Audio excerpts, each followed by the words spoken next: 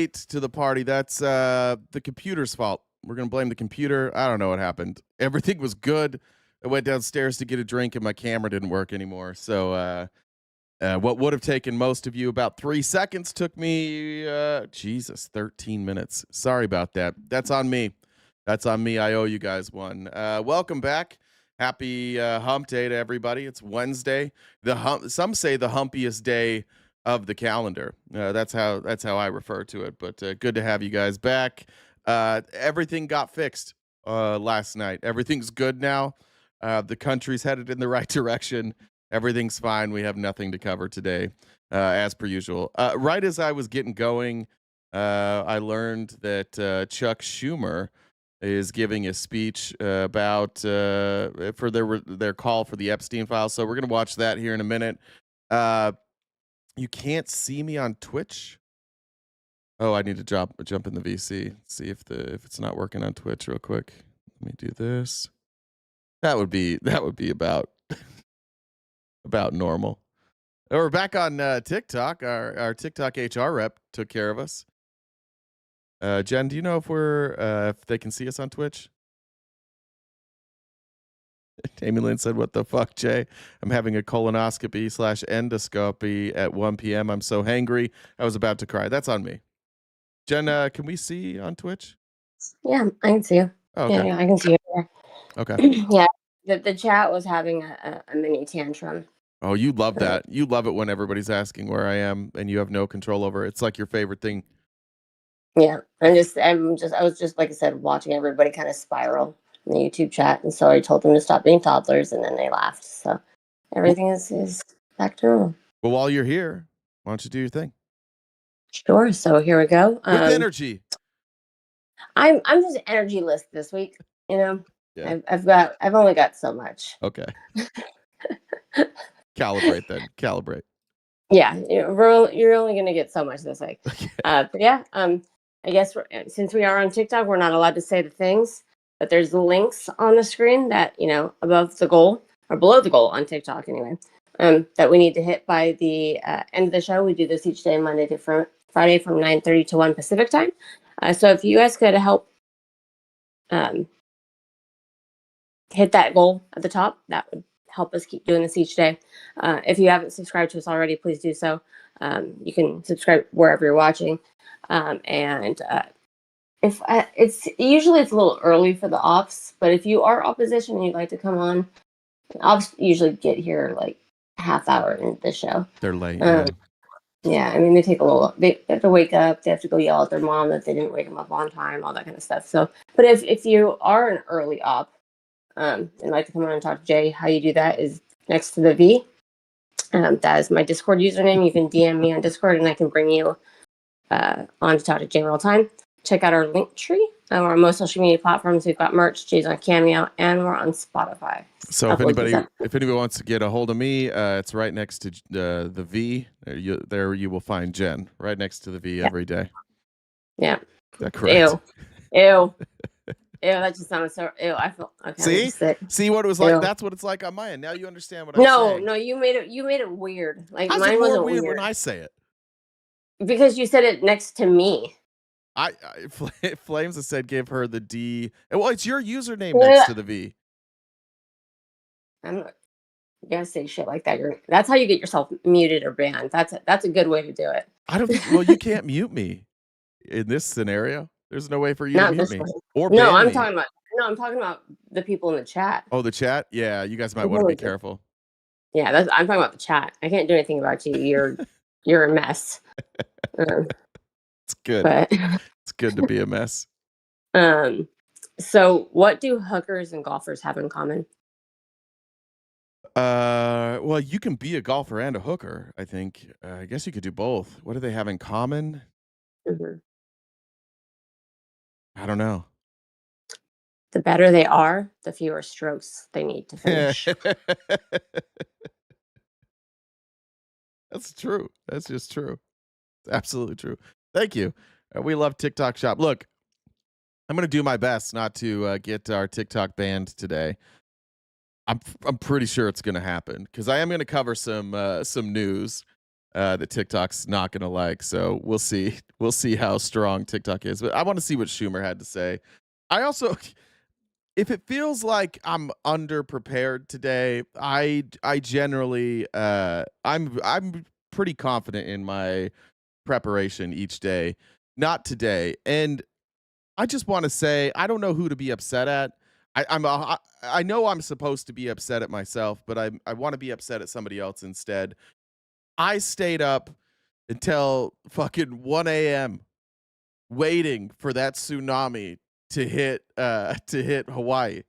I don't know if you guys were there. I was watching some dude I'd never seen before who was this poor guy was getting absolutely roasted and having like a meltdown. His chat would not let him be. People screaming at him like, "Where's the wave? You're lying." I watched it I turned it on, I think.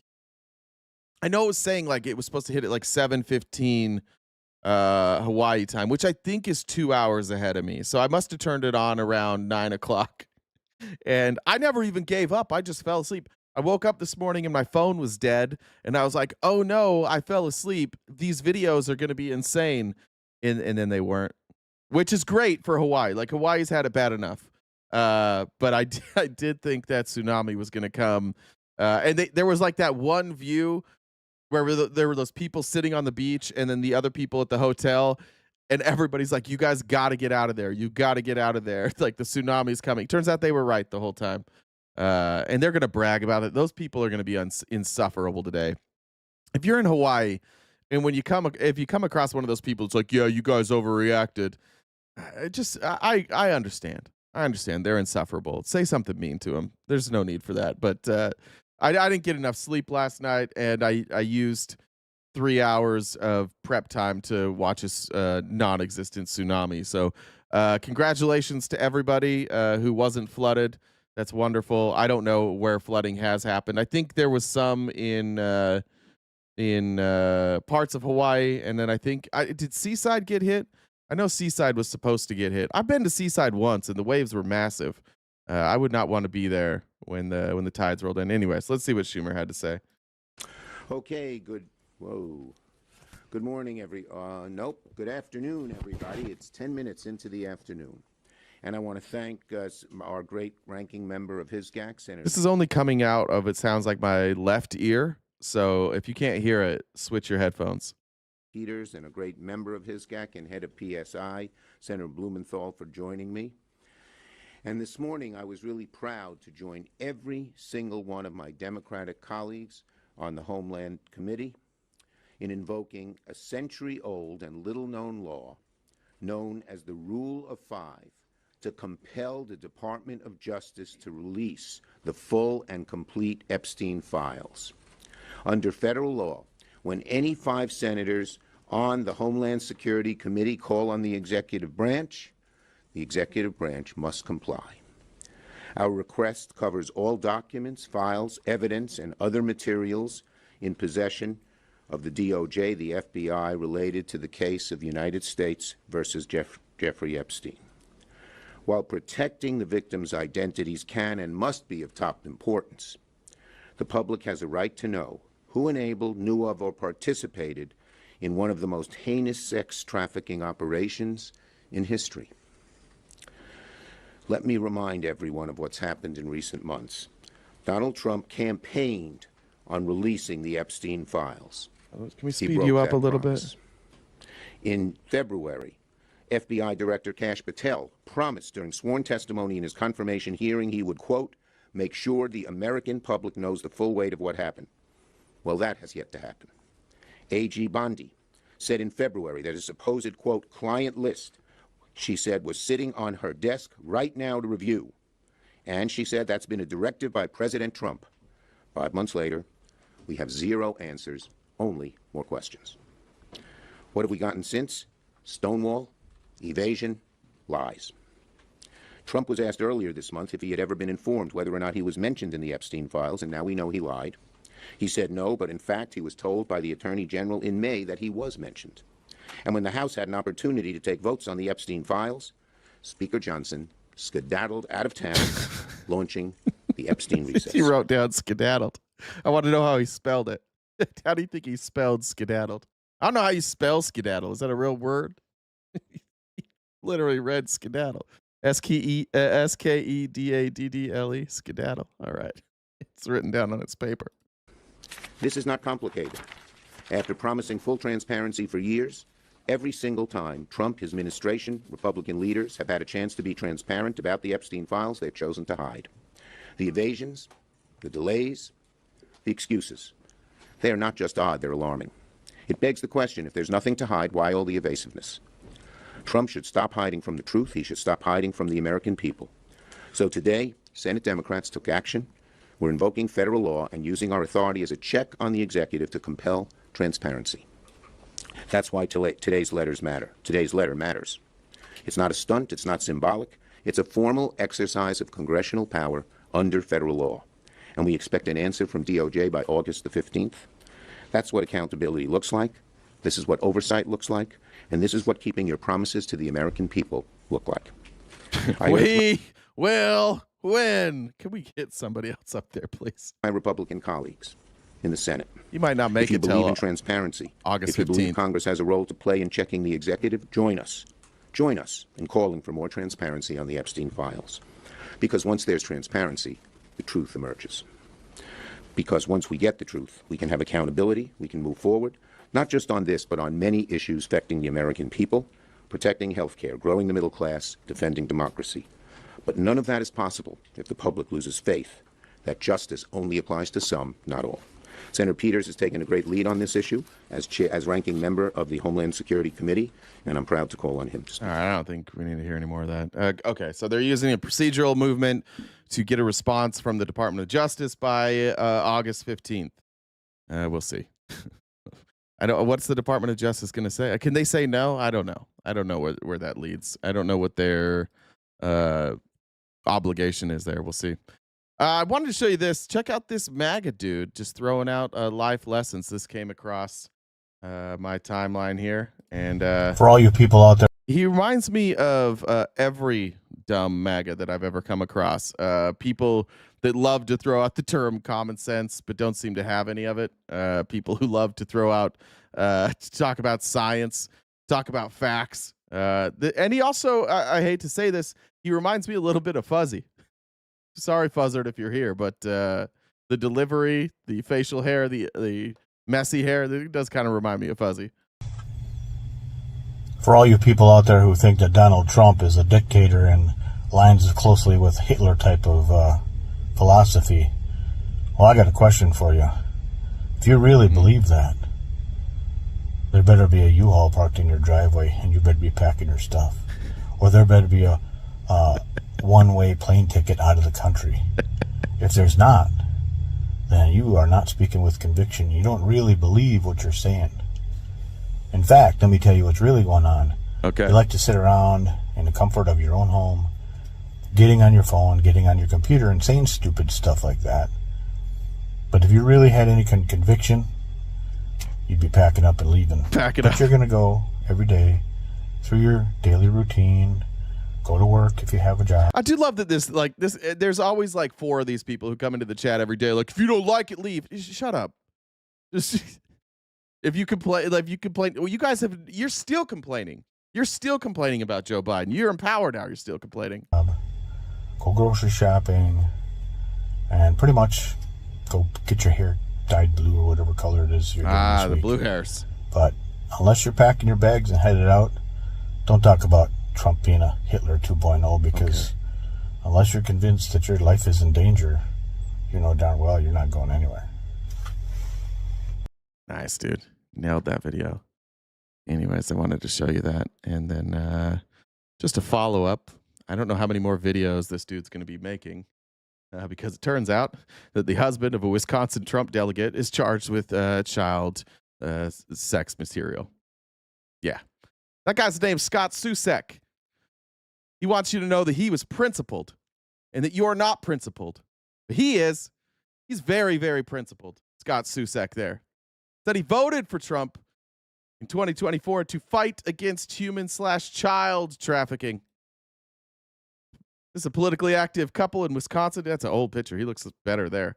is facing intense public scrutiny following the arrest of Scott Susek of Sturgeon Bay, who was charged this month with 10 counts of possession of a child. Yeah, the charges stem from a Door County Sheriff's Office investigation that uncovered over 300 illicit images and videos on devices linked to Susek. Imagine that. Imagine that. The guy that was offended that you correctly called Donald Trump a fascist was a predator. Shocker, right? Yeah. Did any of you wonder, like, why is he playing this guy's shitty video? Charlie Kirk's going to be in the new South Park episode. They released a trailer. I think I can play it. I don't know. I think you can play trailers. Here's the trailer from South Park.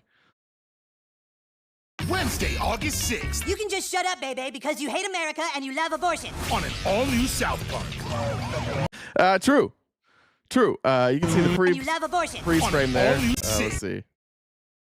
He got the receding hairline right. The teeth are a little too big for Charlie Kirk. They've got his hot bodyguards right with the sunglasses. That's good. Charlie Kirk has tried to like be cool about this. He turned that picture into his profile picture. He's trying to be pretty cool about it. Like Tim Pool though got a little jealous, and right wingers the way that they're coping with this. Wait, is that the right one? Fuck, did I not do it? Hold on. I might have done the wrong video. The right wingers are trying to cope with this. Like, we made it. We're on South Park now. That means we're cool. I think they don't maybe realize that they're being made fun of, or they think that like being on South Park, being made fun of is a good thing. Nobody wants that. If you show up as a character on South Park and you're being made fun of, I promise you that like most of the country probably agrees. Shit. Let me see if I can find this. I just put up that same South Park video. I tagged a lot of videos this morning, son of a bitch. Let me see if I can find it. Sorry about that. While we're waiting, a good reminder that we are crowdfunded here.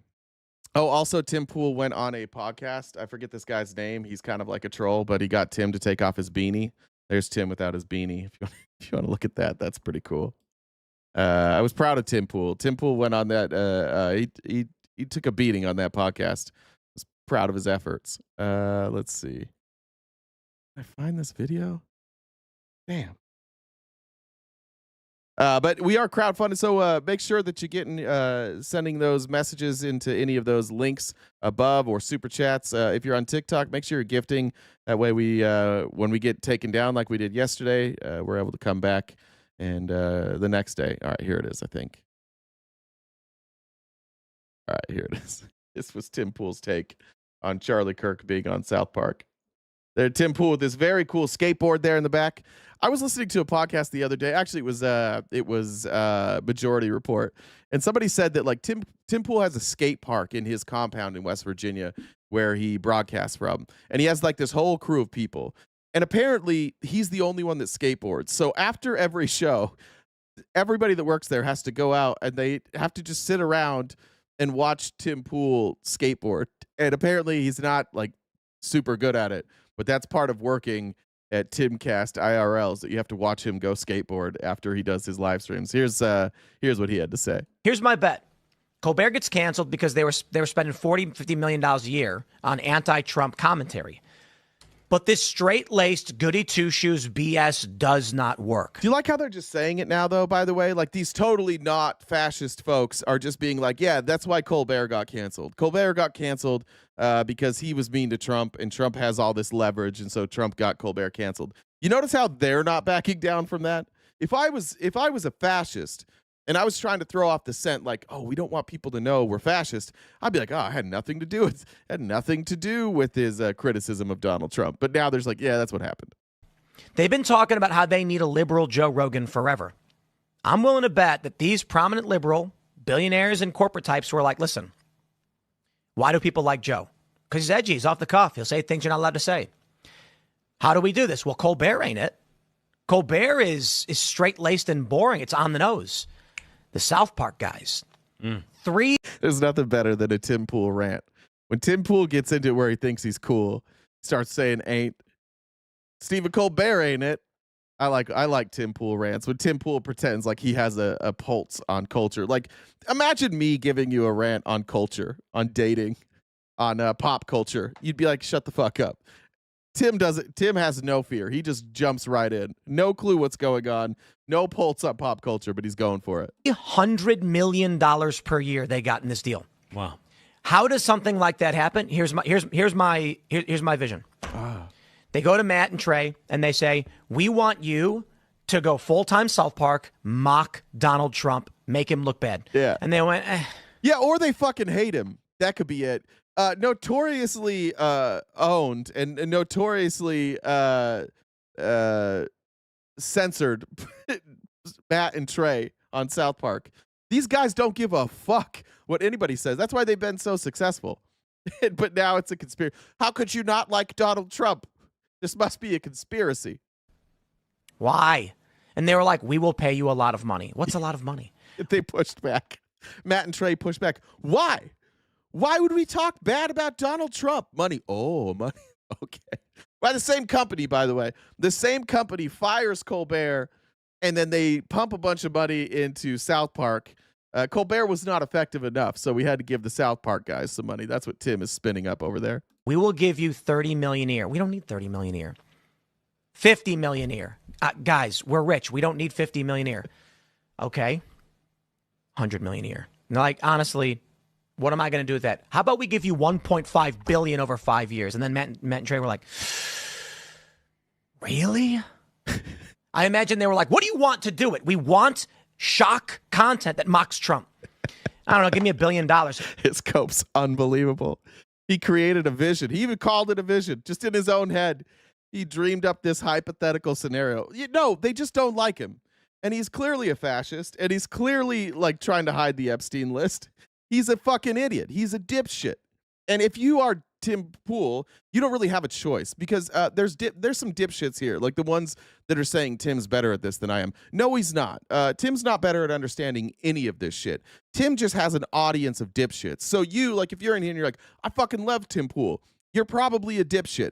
Tim Pool's one of the dumbest people in media. Every time he debates anybody, he gets his pants pulled down, spun around. He has no idea where he is. This guy takes every debate he's ever had and tries to devolve it into some like fantasy world. Legitimately, he tries to bring in Marvel characters into every debate. Let me explain it like this. Let me tell you about Thanos. There's a really prominent clip of Tim Pool getting absolutely killed by Sam Cedar. So much so that Tim Pool tried to hide it.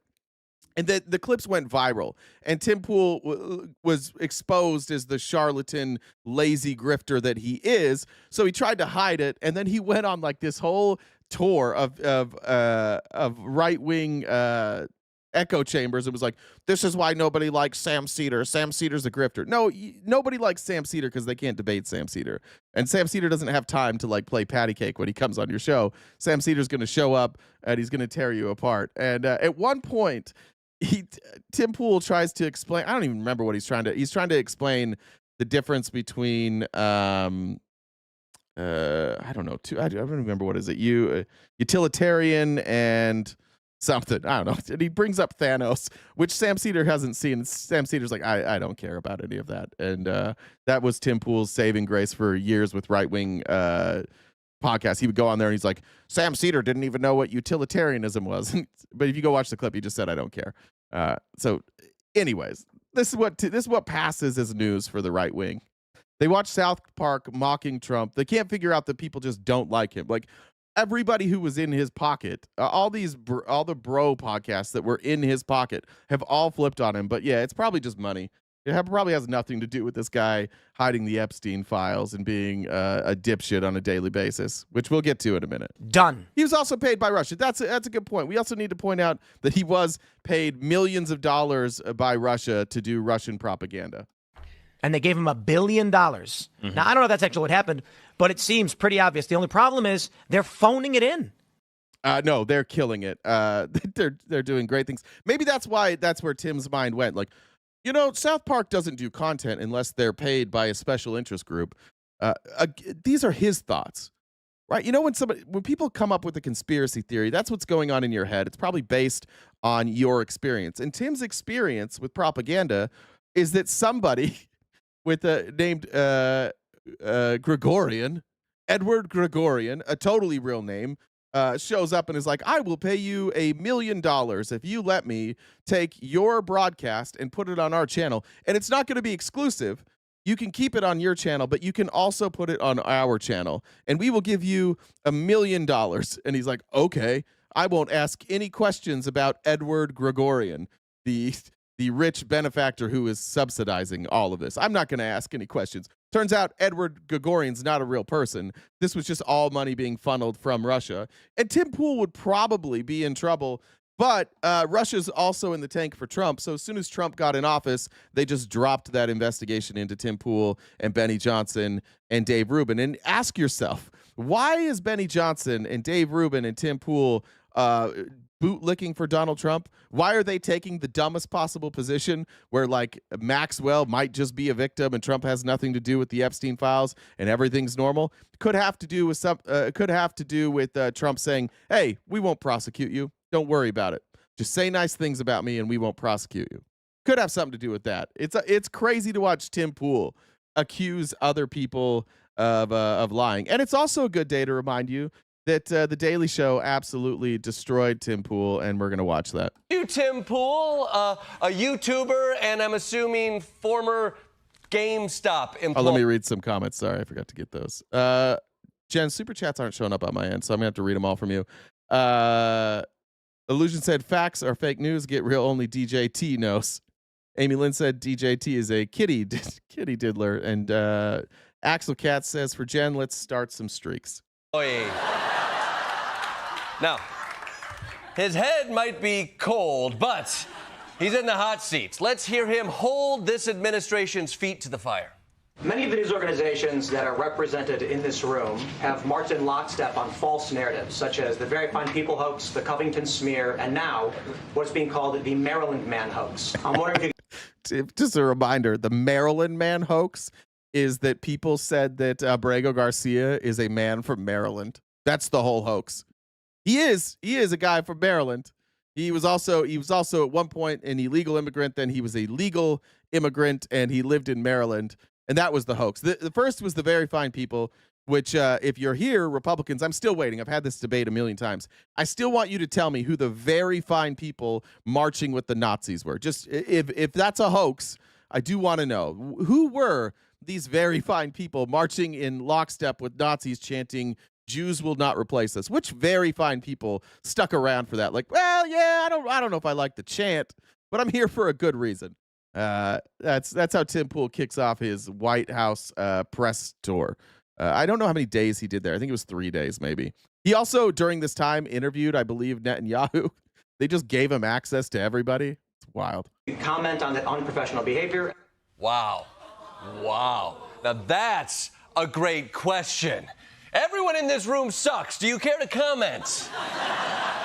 Okay, so the Trump administration has brought in the perfect weapon. Someone who can attack the media from within the media. He's like a wolf in sheep's clothing if that clothing came from Hot Topic.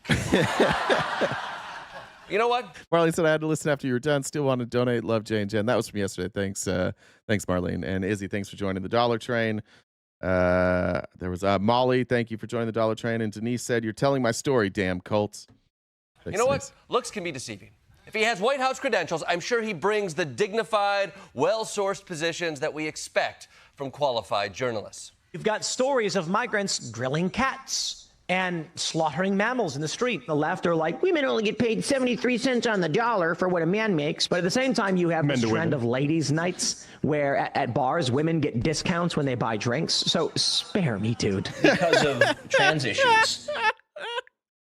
His takes on social issues are, baby, it is entertaining to watch Tim Pool. Tim Pool doesn't leave his compound. He just hangs around there surrounded by the same people every day. I saw him today, like, on Twitter. He's like calling women bitches now. And everybody knows you should not call women bitches. You should call MAGA bitches because they are the true bitches. As somebody who regularly says bitches, I don't think, or maybe he said, I think he might have said whores. Where I can pull it up. That's what he's doing now. He's calling women whores on the internet. We must refer to the vagina as the front hole. Wow. What? I can't believe what my upper side holes are hearing.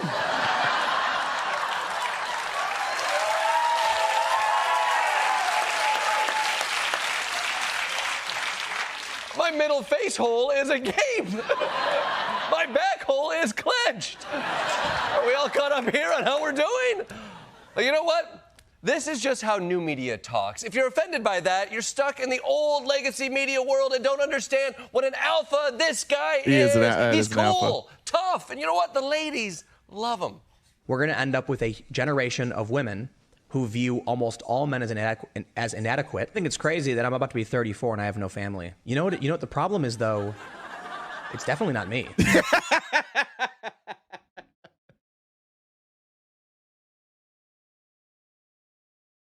He goes, every one of these, like every one of these would destroy me. If there were clips of me saying shit like this and then it got played back, I'd probably quit. Not Tim Pool. No shit. It's definitely not me. I think it's everybody else. This is an older clip. Yeah, this is from like a couple months ago. But I'm going to play this hand blind and say it's definitely you, Tim. I think that's all I'm allowed to play is like 2 minutes worth. I went slightly over before they get me. I just saw this. Somebody just sent me this on Twitter. Tim Pool is running. Jesus Christ, this guy has to be paid. There's no way he's saying. Apparently in this clip, we'll see. He's saying that Russia preferred Hillary. Let's see. You get it, my friends. More and more evidence seems to be piling up that we know exactly what they were doing. Intending to smear Donald Trump, falsely malign him, to undermine his presidency because they wanted Hillary Clinton to win. There's now reporting that Hillary Clinton, who is sick, and we all know it. Remember the video where Hillary bobs out of control and everyone's laughing like, what? Or when she collapses in the street, or when she coughs up weird gobs of phlegm into a glass. One of the things did happen where she passed out. She had been really sick and she was dehydrated and she about passed out. That did happen. Well, I don't know why. Why have we not figured this out yet? Are they everything's a fucking rerun with these people.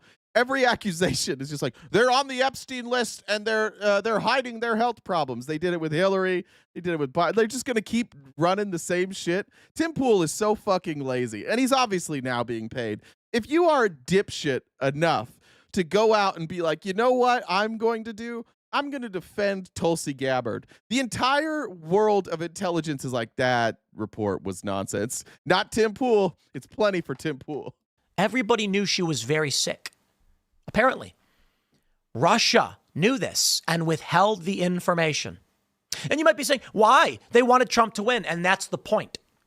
They didn't care who won. In fact, it may indicate they wanted Hillary to win because they had dirt on her.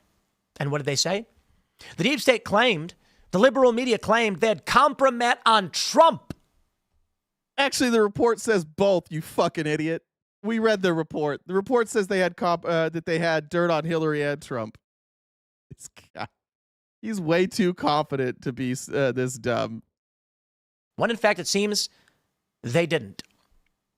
So what did they do? They claimed Donald Trump had a pee-pee tape, and the media ran the story.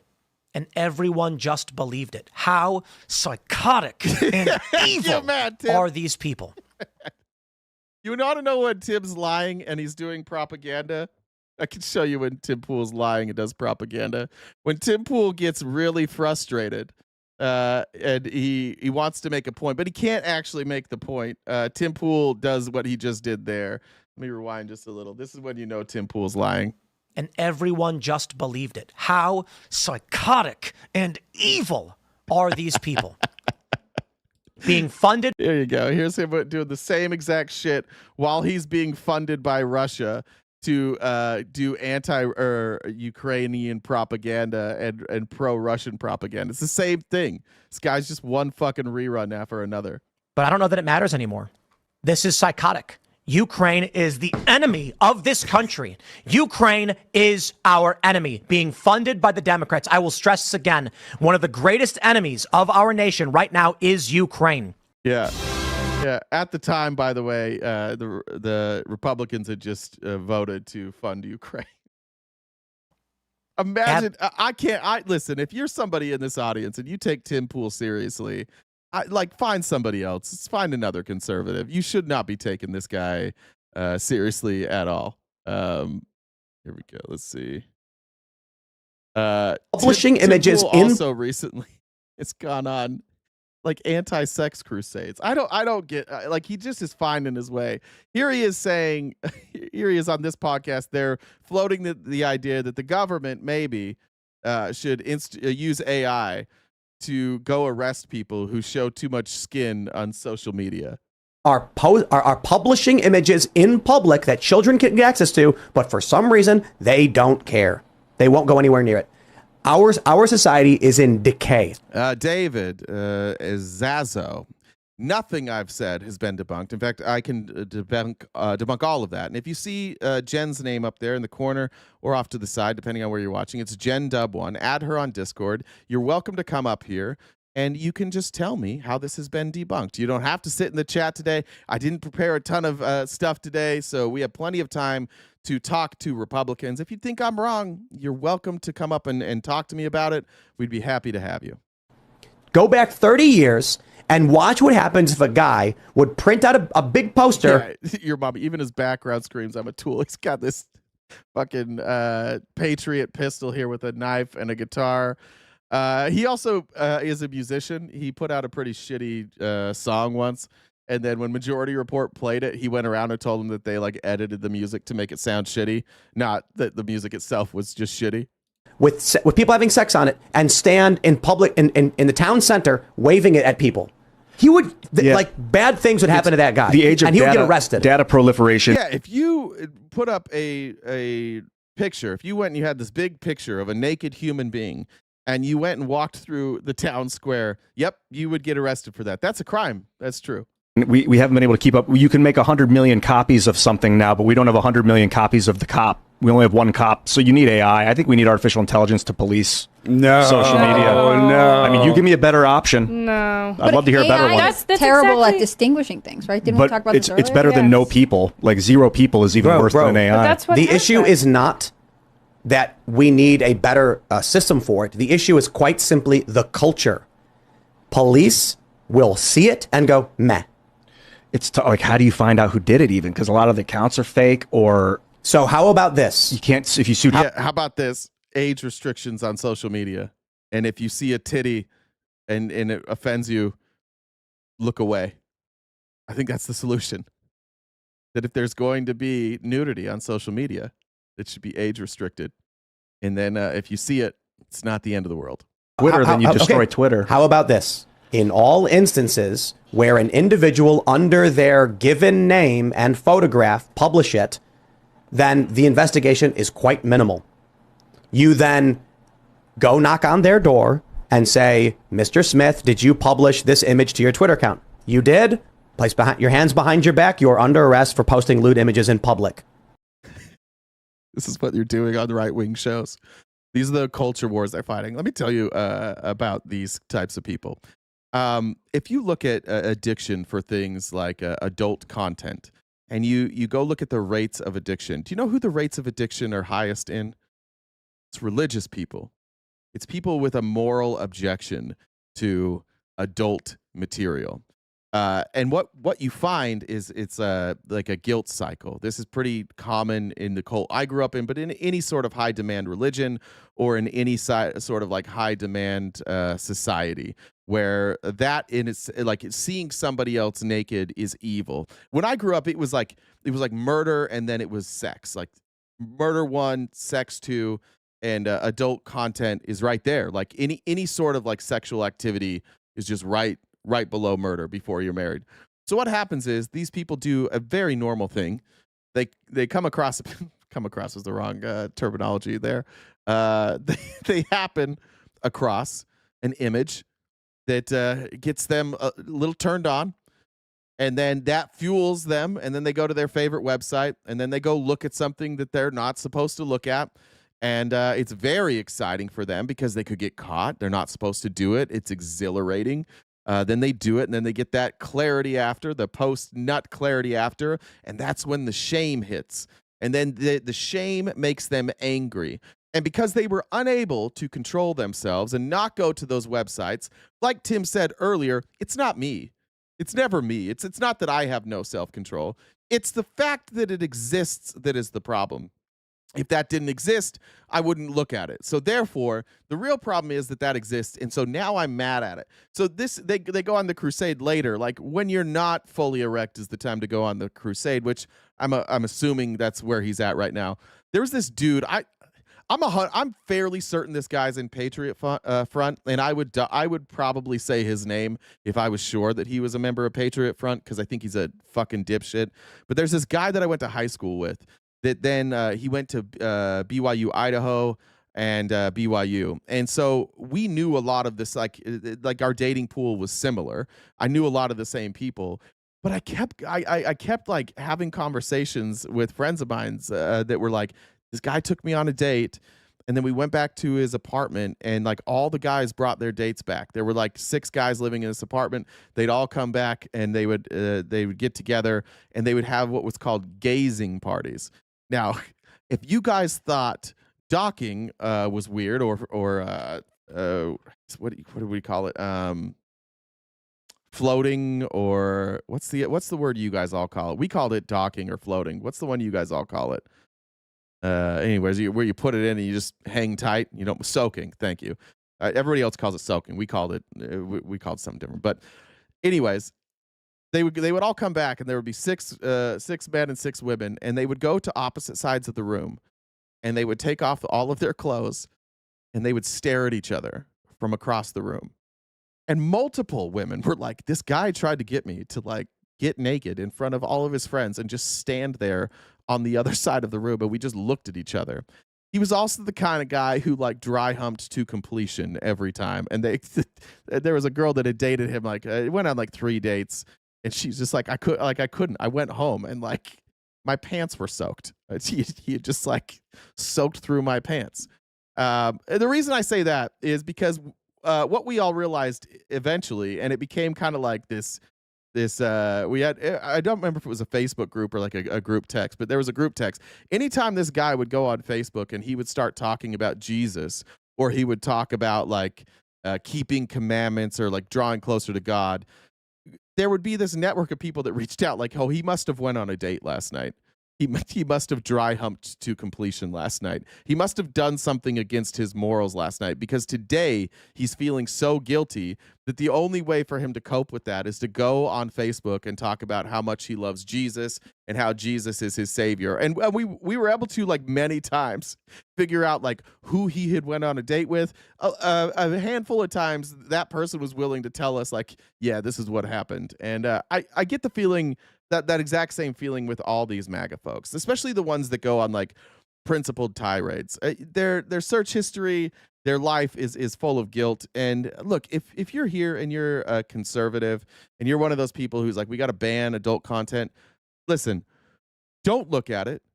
If you do look at it, don't beat yourself up over it. It's no fucking big deal. It's legitimately no big deal. It's not going to ruin your life. It's not going to ruin your brain. The guilt cycle that you go through every time of beating yourself up for viewing something that everybody has viewed and having feelings that everybody has felt, like, it's okay. You can just deal with that. You don't have to be upset about it. You don't have to think about it anymore. Just clean yourself up and go on with your day. It's fine. In fact, you're probably going to have a good day after that, because now your mind is clear. It's going to be a better day. If you find yourself struggling, you can't think clearly, it's worth a shot. I came across this. I'm not a huge fan of this podcast. It's called I've Had It. I know some of you are. I just think, like, politically, I don't think they're that great, but this made me laugh. This is a clip from the I've Had It podcast. Doing something that I can't do very well. I can't make fun of interior decorating. I do know this. I goddamn hate the Oval Office. It looks so tacky and so cheesy. The gold isn't even all the same color. It's clear that they're not like matching their paint.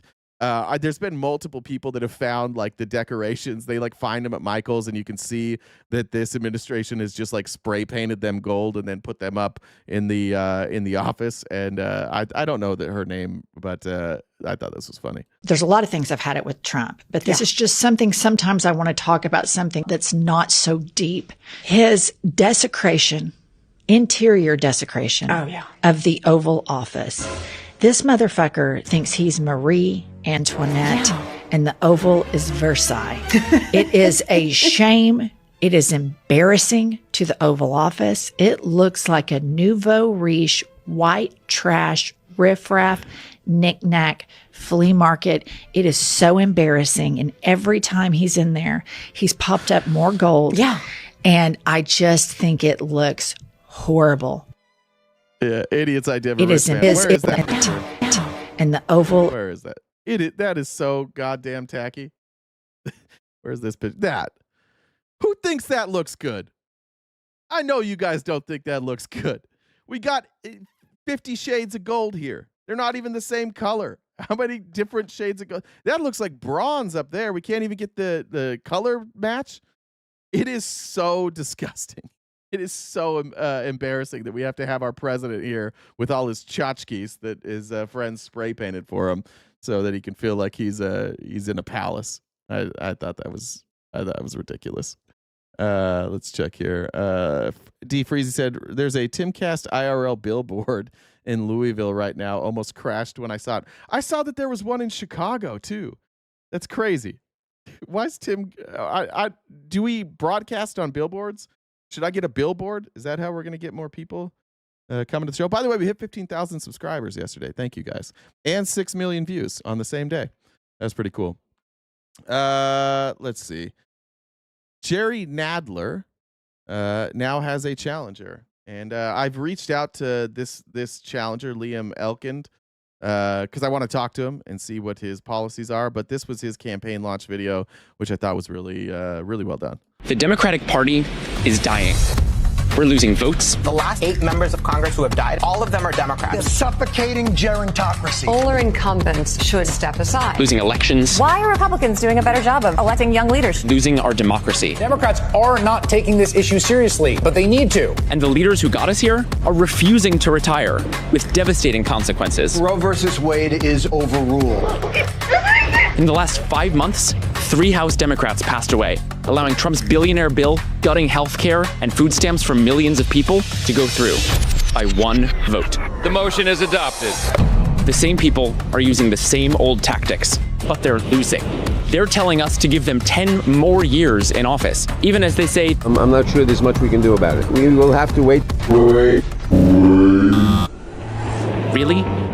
I'm Liam Elkind. I'm a community organizer, Rhodes Scholar, and nonprofit CEO. I was born and raised in New York City and went to public school here. And when COVID hit, I didn't wait. I put my phone number on a flyer and started delivering food to seniors and others in need. Invisible Hand CEO Liam Elkind. Over 10,000 volunteers to shop for the city's most vulnerable. More than 20,000 deliveries in New York City alone. Soon, thousands of volunteers stepped up to join me, delivering food to tens of thousands of people. Liam helped thousands of seniors just like me. If you called the government hotline and asked for help getting food, they said to call me. But people's lives shouldn't depend on one person picking up his phone. Our leaders need to answer the call now, and they aren't. That's devastating. That's devastating to put those shots at Jerry Nadler. That's not nice. So today, I'm respectfully asking my Congressman Jerry Nadler to consider retiring. I appreciate his 50 years in office. I grew up voting for him. But we need new leaders to meet this moment. Because we can't wait. We can't wait to actually fight Trump, end corruption, ban corporate PAC money, impose term limits, build more housing, and serve our neighbors in need. I'm Liam Elkind, and I'm running for Congress. Because we can't wait. That's well done. His following on Twitter is the Democratic Party limited. So I don't know how much. It actually looks like when I looked earlier, he had 500 followers. So he's gained 1,000 followers, 500 followers just today. So maybe he is getting some traction. Like I said, I reached out to see if he wants to come on. Well done on the ad. Every one of these people, like you got a primary Nancy Pelosi, primary Jerry Nadler, primary Chuck Schumer. It sounds like AOC may primary Chuck Schumer. That would be great. We'll see what happens. But I love that. I love like this generation, this millennial generation and Gen Z generation. Like we're the ones that have to deal with this shit. You guys are the ones that put us in this shit. So step aside. You're not going to fix it. You've clearly shown that you have no ability to fix it. It's as a non-lifelong Democrat, I know some of you are lifelong Democrats. It must be incredibly frustrating, especially if you've been around for a lot of years, to know that the Democrats did nothing to stop trickle-down economics. They saw that it was an easy win in the primaries. People like saying low taxes. It's not that popular to tax rich people, and so Democrats just went along with it to get votes, and they didn't tell the truth for a long time. And those who just went along for the ride and didn't tell the truth, they should be removed. It's time for a little bit of a revolution, and it's gonna make the Republicans look like the old status quo losers that they are. So I love that. We'll see if we can get them on. Amy Lynn said, "Wonder if that's why transgender and gay corn consumption is highest in Texas, followed by 19 Republican-ran states." Is that real? Is that a real fact? That's not surprising. Yeah, but it is like. When you're curious about something, when something is forbidden, you want to do it more. I think that's human nature, especially people who chase dopamine. There's a lot of us that are neurodivergent. I'm ADHD, so I have to be really aware of that. I have to be aware that my body craves dopamine, and if I know where I can get that dopamine hit, you can put yourself in a bad situation. So it's not that surprising, but shout out Republicans. Just fire one off and don't worry about it. That's what we're saying. I'm trying to say come together. That's not what I wanted to say. I'm trying to unify around this message of it's okay to fire one off. It's not the end of the world. I think we could run on that. Go ahead and fire one off. RTP for Congress. James Tallarico nailed this. He had a town hall. He says that he's considering running for Senate in Texas. I think it's confirmed at this point, but here he was at a town hall meeting saying exactly the type of messaging we need to hear from Democrats or Republicans. You can share this message too. You should share this message. It's correct. This is a nonpartisan message. This is the enemy of our people. The enemy of the people of the United States are the billionaires who are hoarding the wealth, and we need to do something about that. The only minority destroying America is the billionaires.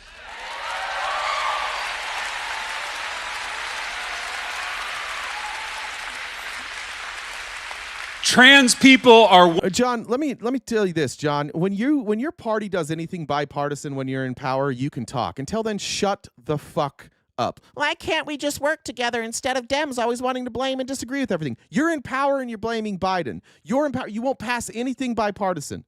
Biden passed bipartisan legislation. Trump won't do it. You cannot be that dumb. You cannot think. Like, I understand that Democrats sometimes block things from Republicans, but you're out of your fucking mind if you don't think that Republicans refuse to do anything for Democrats. Half the shit that Trump is undoing through executive order is just because Biden did it. Just simply because Biden did it. Lots of it is very popular. It's probably going to cost him the midterms. Like, you don't get to say dumb shit like that. You can't possibly think that Republicans just want to get along and work together, but it's the Democrats who are standing in the way. Yes, both parties block each other, but you guys don't do anything bipartisan, ever. And we sometimes do. So I don't want to hear that out of you. However, you've been here now for an hour and a half, and I invited you to come up earlier when you told me I was wrong. We're now an hour, I guess maybe an hour in, and you're still sitting there in the comments. So clearly you have plenty of time to come up and express these views and tell me where I'm wrong and show me where I'm wrong. So do it. Just message Jen on Discord. It's JENNDUBB1. She'll bring you up. And as a reminder, we are crowd-funded. The above me and to the below or to the side of me, depending on how you're watching, those are the links to help us finance. I have to say such different words when we were live on TikTok. To finance what we're doing, and I'll read any message you send. Super chats also welcome. And make sure if you're on TikTok that you continue to gift when you can. That helps us stay active. Right now, Kristen Lee in the lead. Your Mommy, followed by Amanda, Siberio, and Rasta Ranch. And let's see if we can get those likes up over 100,000. We're at 31,000 right now. Thank you guys so much. 1% of the population. Muslims are 1% of the population. Undocumented people are 1% of the population. We are focused on the wrong 1%.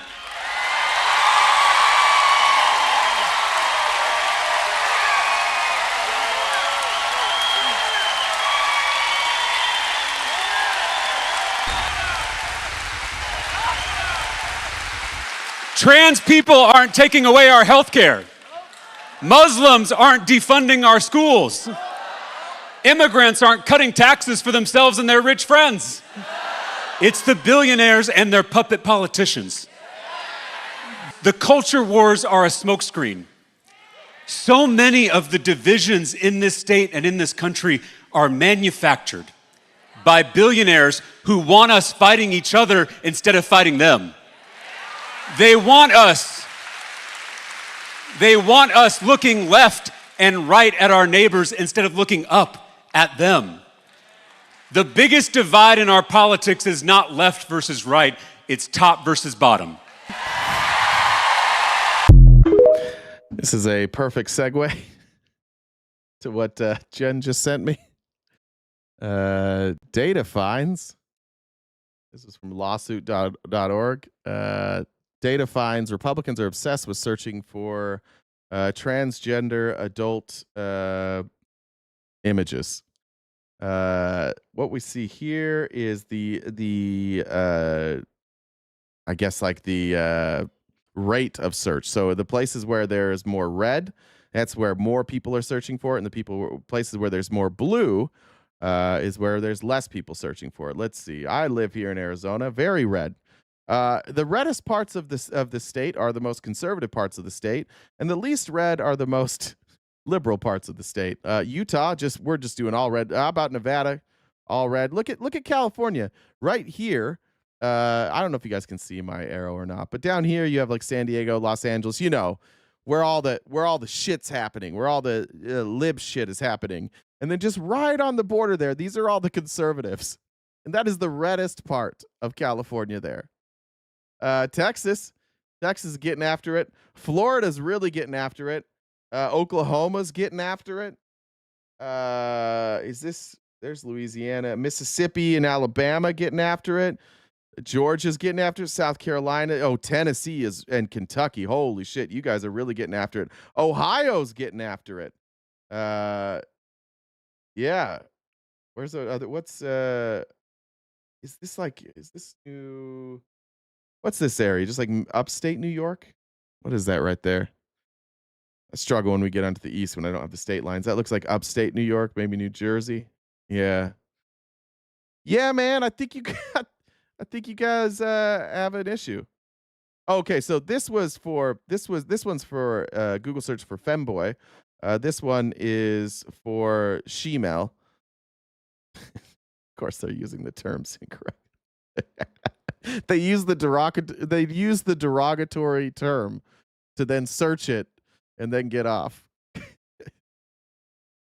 Top 20 states: Texas, Georgia, Kentucky, Missouri, Kansas, Virginia, North Carolina, Illinois, Mississippi, Tennessee, Ohio, Indiana, Arkansas, Iowa, Louisiana, Michigan, Oklahoma, Alabama, Florida, Pennsylvania. Come on, guys. Don't tell us we're obsessed with this. You guys, this might be you. This just might be you guys. Are we ready to admit that yet? That this might be you? The metro areas: Wichita Falls, Texas. I've lived in Wichita Falls. That's conservative. Atlanta, Georgia. Good mix there. This is metro, so this includes the suburbs. Denver, Nashville, Sioux City, Paducah. Paducah is a metro area? Minneapolis, Little Rock, Lexington, Bismarck, Amarillo, Lincoln, Oklahoma, Charleston, Indianapolis, Springfield. No LA, no New York City there. None of those. No, is Seattle on there? I didn't even see Seattle on there. No Portland on there. Where's San Francisco? Oh, not in there. That's crazy. You guys are obsessed, and it's fine. It's fine. You can look at whatever you want. It's there for you. People are making that content for you, but rest assured, they are making it for you. Emilyn said, well, Jay, there is a conservative loneliness issue. We liberals are getting plenty. Don't need paid subscriptions. Fair. I see some of these I don't know if we want to call them incels. Maybe some of you guys are incels. Maybe you're not. But like when they say women are more depressed now than ever, maybe. I think the polling is iffy. But if we're gonna accept that women are more depressed, and you say like, oh, it must be because they're working. Yeah, why do they have to work? Capitalism, right? And what do you think it feels like to women when they have all these men disrespecting them for working and trying to protect themselves and not relying entirely on men? It might be you guys. Yeah, like women are frustrated. There's a content creator I really like. She did like ex-Mormon content. I guess she still kind of does. I should shout out her podcast, but I can't remember what it's called. Messy Jeans, that's what it's called. And she regularly goes through, like, when she travels, like I think she's out visiting her mom in maybe Ohio. I think Ohio. And she's out there visiting, and she goes on Bumble, and then she just posts like the messages she gets from Bumble, and they're insane. And the messages she gets on her Instagram stories, because she has the audacity to be a liberal, and you just have all these angry men like, you're not even cute, and it's some like 400-pound slob. It's just like, I wouldn't even think about dating you. It's like, yeah, I guess it might be you. It might be you guys. You guys might be the reason the women are unhappy. Chelsea said, I'll never be the same after seeing Tim Pool's bald ass head. Thank you, Tim, for joining the Dollar Train there. And I know there was some over here. Jen, I read that one. Oh, Jen, thanks for joining the Dollar Train over there as well. On the C word. What? Okay, I read that one. All right, let's move it on. Where were we at? All right. According to this clip from CNBC, we had I think it's Ed Macquarie. He was on CNBC, and he's talking about specifically the EPA. And now Trump's EPA is doing something that I think even the Republicans here are going to recognize as a fucking lie. And I don't think they've taken into account the fact that not everybody's an idiot. I don't even think the Trump people are going to buy this. But here's what the EPA is doing now with the Trump administration. This is related. Obviously, it's public health. But the EPA is going to rescind, or moving to rescind, this endangerment finding on carbon dioxide and greenhouse gases. That basically saying that trace CO2 is not a danger to public health. I mean, you had to connect quite a few dots. Yeah. This administration is telling you that CO2 emissions, which every scientist in the world has confirmed that that's dangerous for us. It's not good to breathe in. It affects our climate. It affects air quality. It leads to increased rates in cancer. Everybody agrees with that. You want to talk about like proof that you're entirely owned by fossil fuel industries? The fossil fuel industries have convinced this administration to just go out and tell people, don't worry about carbon dioxide. And they're doing it at like this really strange time in America. Mr. Global, who is getting a lot of heat, like, he's making a compelling case. The United States right now can barely keep up with our energy needs as it is. And now Trump has just signed 2 trade deals with that will take away I think the European Union, the deal he signed with them, would represent 60% of our energy production. So Trump is signing trade deals for energy production, which means we're going to have to ramp up, which means we're going to have to cut a whole bunch of corners. And we're going to have to make air quality not important anymore. And so they're just going to go out there and they're like, you know what, we're going to rescind this. All the scientists in the world agree that if you breathe in this air, it's harmful to you. We're going to rescind that, and we're just going to hope that enough of our MAGA dipshit base ignores this so that we can keep going with this. It is fucking crazy. Like, your administration, Republicans, is run by big oil. And what the fuck? Like, why do you want that? This administration is making decisions that will raise the cost of energy. The costs on you are going to be exponentially greater. Mr. Global is quoted by saying, like, it won't in the near future, your energy bills will be more than your mortgage at a time when we already have an affordability crisis. So not only are they going to make your energy more expensive, but they're going to make the air outside less safe to breathe. That's what we're doing here. You guys, is this what you voted for? with some questionable science to get to the point where it doesn't cause smog, it's odorless, it's colorless, it's trace, we exhale 10 times the amount. They're going to do this. Is that a danger to public health if the EPA and Lee Zeldin are able to do this, in your view? To be honest, I don't know enough about that issue. You're in charge of our public health. Can you look into it for us? So it's really an EPA issue. But look, there's a lot of things where we may just need better research. We have never talked about environmental exposures that may, say, cause cancer. We only talk about the chemo to treat it. I'm not saying... Right. No, bitch. No, you dumb fucking bitch. No fucking no. You bitch and you bitch. You're just talking about a conclusion that we came to about external factors that lead to cancer. We're talking about it. He's like, we never talk about this. We're talking about it now. This exists for a reason because we've talked about it for decades. We don't only talk about chemotherapy. That is such an incredibly stupid answer to all of this. Talked about environmental exposures that may, say, cause cancer. We only talk about the chemo to treat it. I'm not saying it's CO2. No, there are horrible pollutants in the air, believe me. I'm not saying that there aren't. I'm just saying that not all pollutants are created equal. Like, what the fuck are we looking at here? What the fuck are we looking at? We don't ever talk about the environmental factors. We're trying to, but you're telling us, like all things in this administration, because Trump doesn't ever want to tell you the truth and he thinks that you're all fucking idiots. He's just like, look the other way. Look the other way. Just don't look at this. That'll make your life better. Just don't look at it. We can't even produce this much energy. None of this makes any fucking sense. We can't produce enough energy to supply the world. We're talking about being energy dominant. That was what he campaigned on, is driving prices down by drill, baby, drill, and becoming energy dominant and having less reliance on other countries. And now we're just going to ship that all out? We're going to produce everybody else's energy? And what are they going to do with that energy production? They're going to use it to create renewables. And then they're going to, because they don't want to buy energy from us forever. They don't want to be stuck to us forever. They want renewable energy. They want clean air. So all this energy we're going to sell them, then they're going to use it to create renewable energy, and then we're going to be stuck with what? Shitty air and no renewable energy. And then we're going to wind up like everybody's going to realize that they voted for a bunch of dipshit fascists, like the dumbest fascist regime ever assembled, and they're going to fuck everything up, and then you're going to have people come in and try and fix this, and we're going to be 20 years behind. We started this administration 10 years behind. Now we're 20. We're not even subsidizing renewable energy anymore. We're not going to invest in renewable energy. We're not going to advance our renewable energy projects. We're just going to drill a bunch of oil. Cool. And then we're just going to make the air less healthy. Cool. Yeah, because we exhale it. It's absurd. But, right. Yeah. Dr. McCary, I want to thank you. CNBC is doing their best to like not freak the fuck out at Trump every single day, but every day it seems like they have somebody from the Trump administration on there, and they're like, "Dude, what are you doing?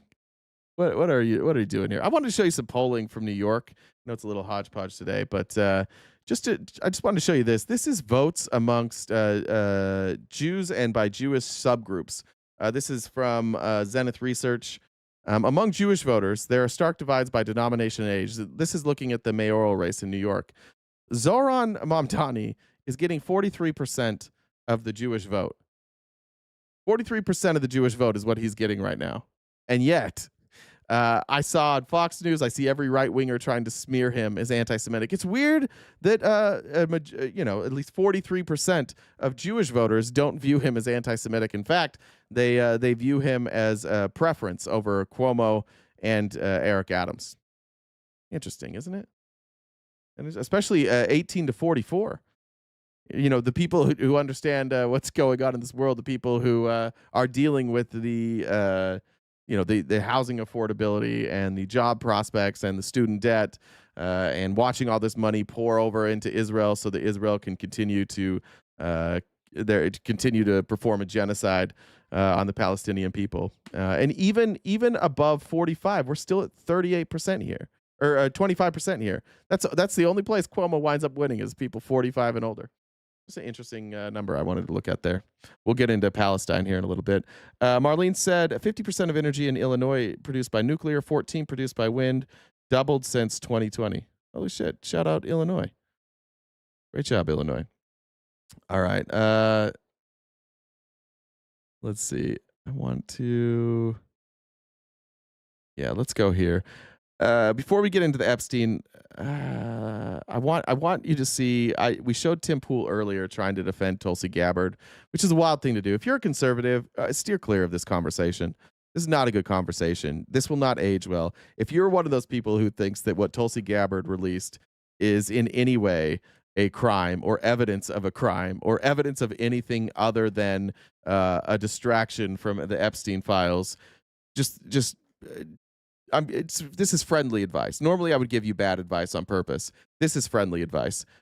Don't defend it. Don't defend the Tulsi Gabbard report. There's nothing in there. We read it. You can go watch our replay from last, I think it was Thursday. It's 2 parts because we got shut down halfway through. Go watch it. There's nothing in there. Amy Lynn said oil rigs have been shutting down 8% down from last year. More closing soon. I'll have to look into why they're closing. I'm not sure why they are. This is Jason Crow, though. He's a Democrat. He went on Fox News Sunday.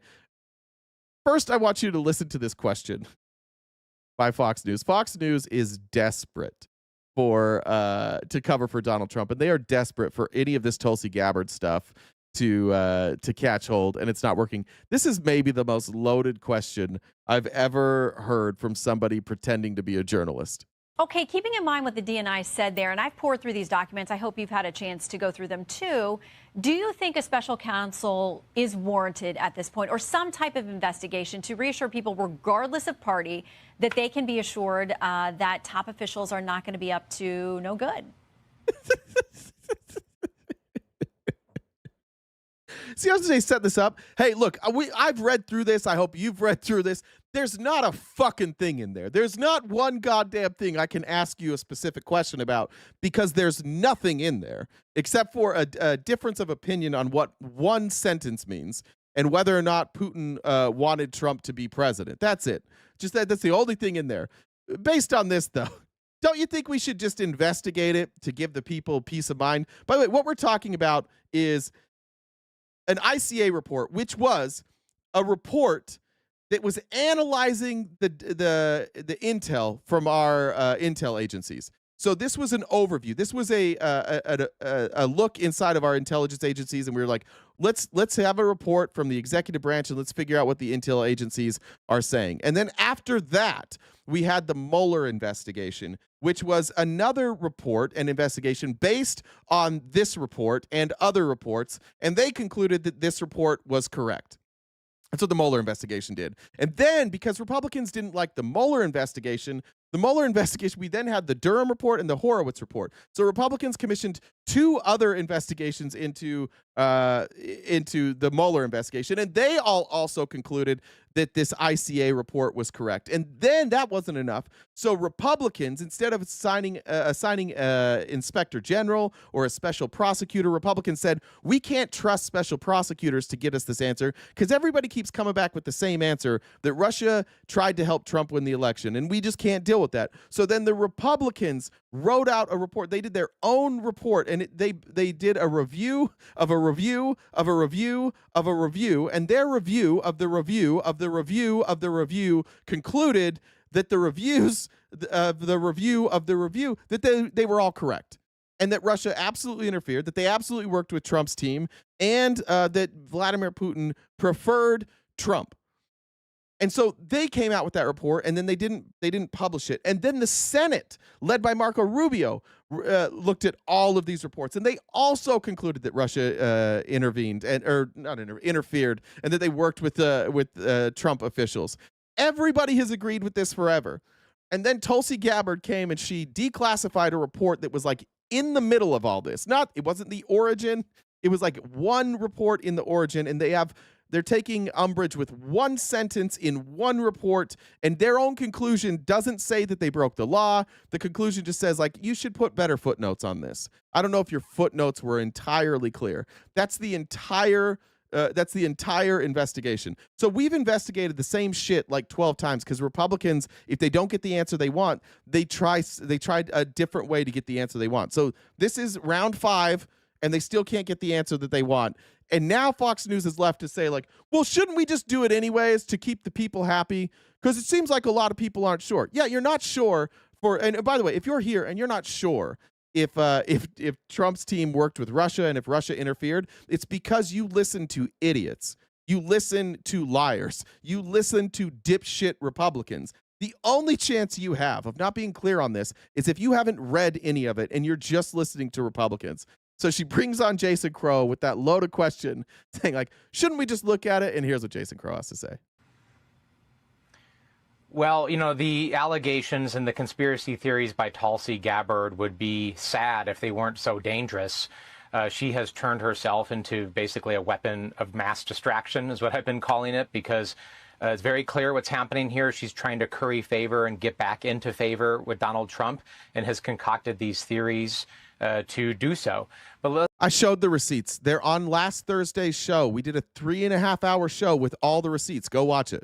Let's be really clear here that the Russian investigation and allegations of Russian interference into the election have been the most examined and re-examined finding in the intelligence community history. There have been four investigations, including a bipartisan Senate investigation led under the first Trump administration and led in part by Marco Rubio that was very, very clear on these findings. These have been investigated and reinvestigated and reinvestigated, and nothing has changed up until this past month. Well, I know, but can't we do a sixth investigation? This is like, I live in Arizona where we audit the 2020 election like every 6 months at the cost of millions of dollars, and then everybody comes back with the same conclusion that Trump lost every fucking time. Jen, will you also, I'll screenshot it real quick. I just have to screenshot threats. If you guys see threats in the chat, will you screenshot them? Make sure. Bad news, dog. This is YouTube. So if you're going to threaten my family, we are going to screenshot that. We'll go ahead and report that. It's not that hard, by the way, especially on YouTube, to find out who you are. It'll be very easy. I want to show last thing before we go. Well, no, I'll go into the Epstein stuff. We can come back to that. Trump, I don't know what happened. I don't know what's happening to Trump right now. I texted my friends yesterday. I'm in a group chat with two of my best friends who are Republican adjacent, and I said, I want to see what the prediction was. Sometimes we'll throw a prediction in there just to save it. I said Trump pardons Maxwell, steps down, JD Vance pardons Trump. Just saving the prediction. And the reason I said that is because of this clip. Now, I don't know if there's video of this clip yet. There wasn't yesterday. There may be now.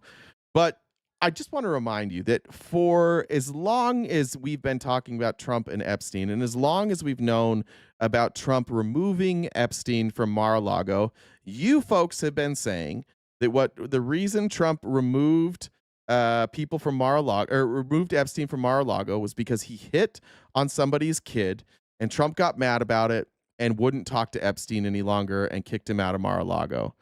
Yesterday, we find out a couple of things. Number one, Jeffrey Epstein's account was up to date, up through 2007. So long after he was allegedly kicked out of Mar-a-Lago, he was still paying dues. I don't know if that means that he was there or not. It could just be that he had so much money, he didn't even look at the dues, and nobody canceled it. There could be a legitimate explanation for that. I do believe that Trump kicked him out. But apparently none of you remembered to tell Trump what his story was. Remember that this story didn't originate from Trump. The story of him kicking Epstein out for hitting on an underage girl, like, we don't know where the origins of that isn't it Trump that said oranges? The origins of that story come from. It just kind of showed up. But Trump is not the source of that story. Yesterday, he was asked, or 2 days ago, he was asked about why he got rid of Epstein, and he said, well, Epstein was stealing workers.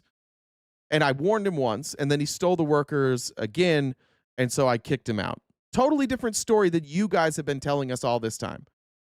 So I do want to just say, like, do any of you want to admit that this is a new story? That this is not the story you've been telling people forever? That this is not the story your side's been telling? Here's Trump yesterday on Air Force One. I'm just curious, were some of the workers that were taken from you, were some of them young women? Were some of them young women?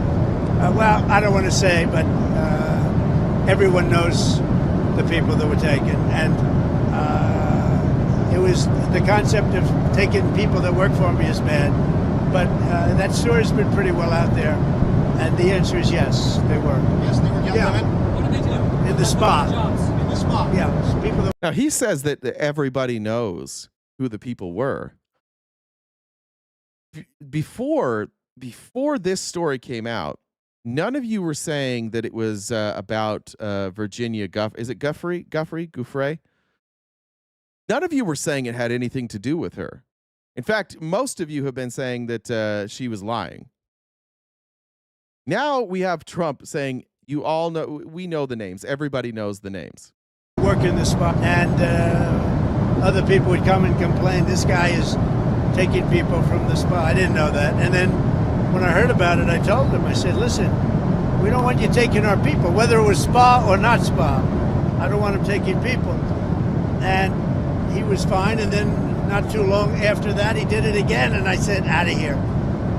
Mr. President, did one of those stolen, persons, that include Virginia Giuffre? I don't know. Says, I don't know, but watch this. Trump has for years been saying, like, I don't know who these people are. I've never heard of that person. All these women that accuse me, I don't even know. I don't know. And then I think she worked at the spa. I think so. I think that was one of the people. Yeah. He stole her. And by the way, she had no complaints about us, as you know. None whatsoever. that's not true. Virginia Giuffre, how do you say it? Is it Giuffre? How do you say that? I think it's Giuffre. I think they're saying it right.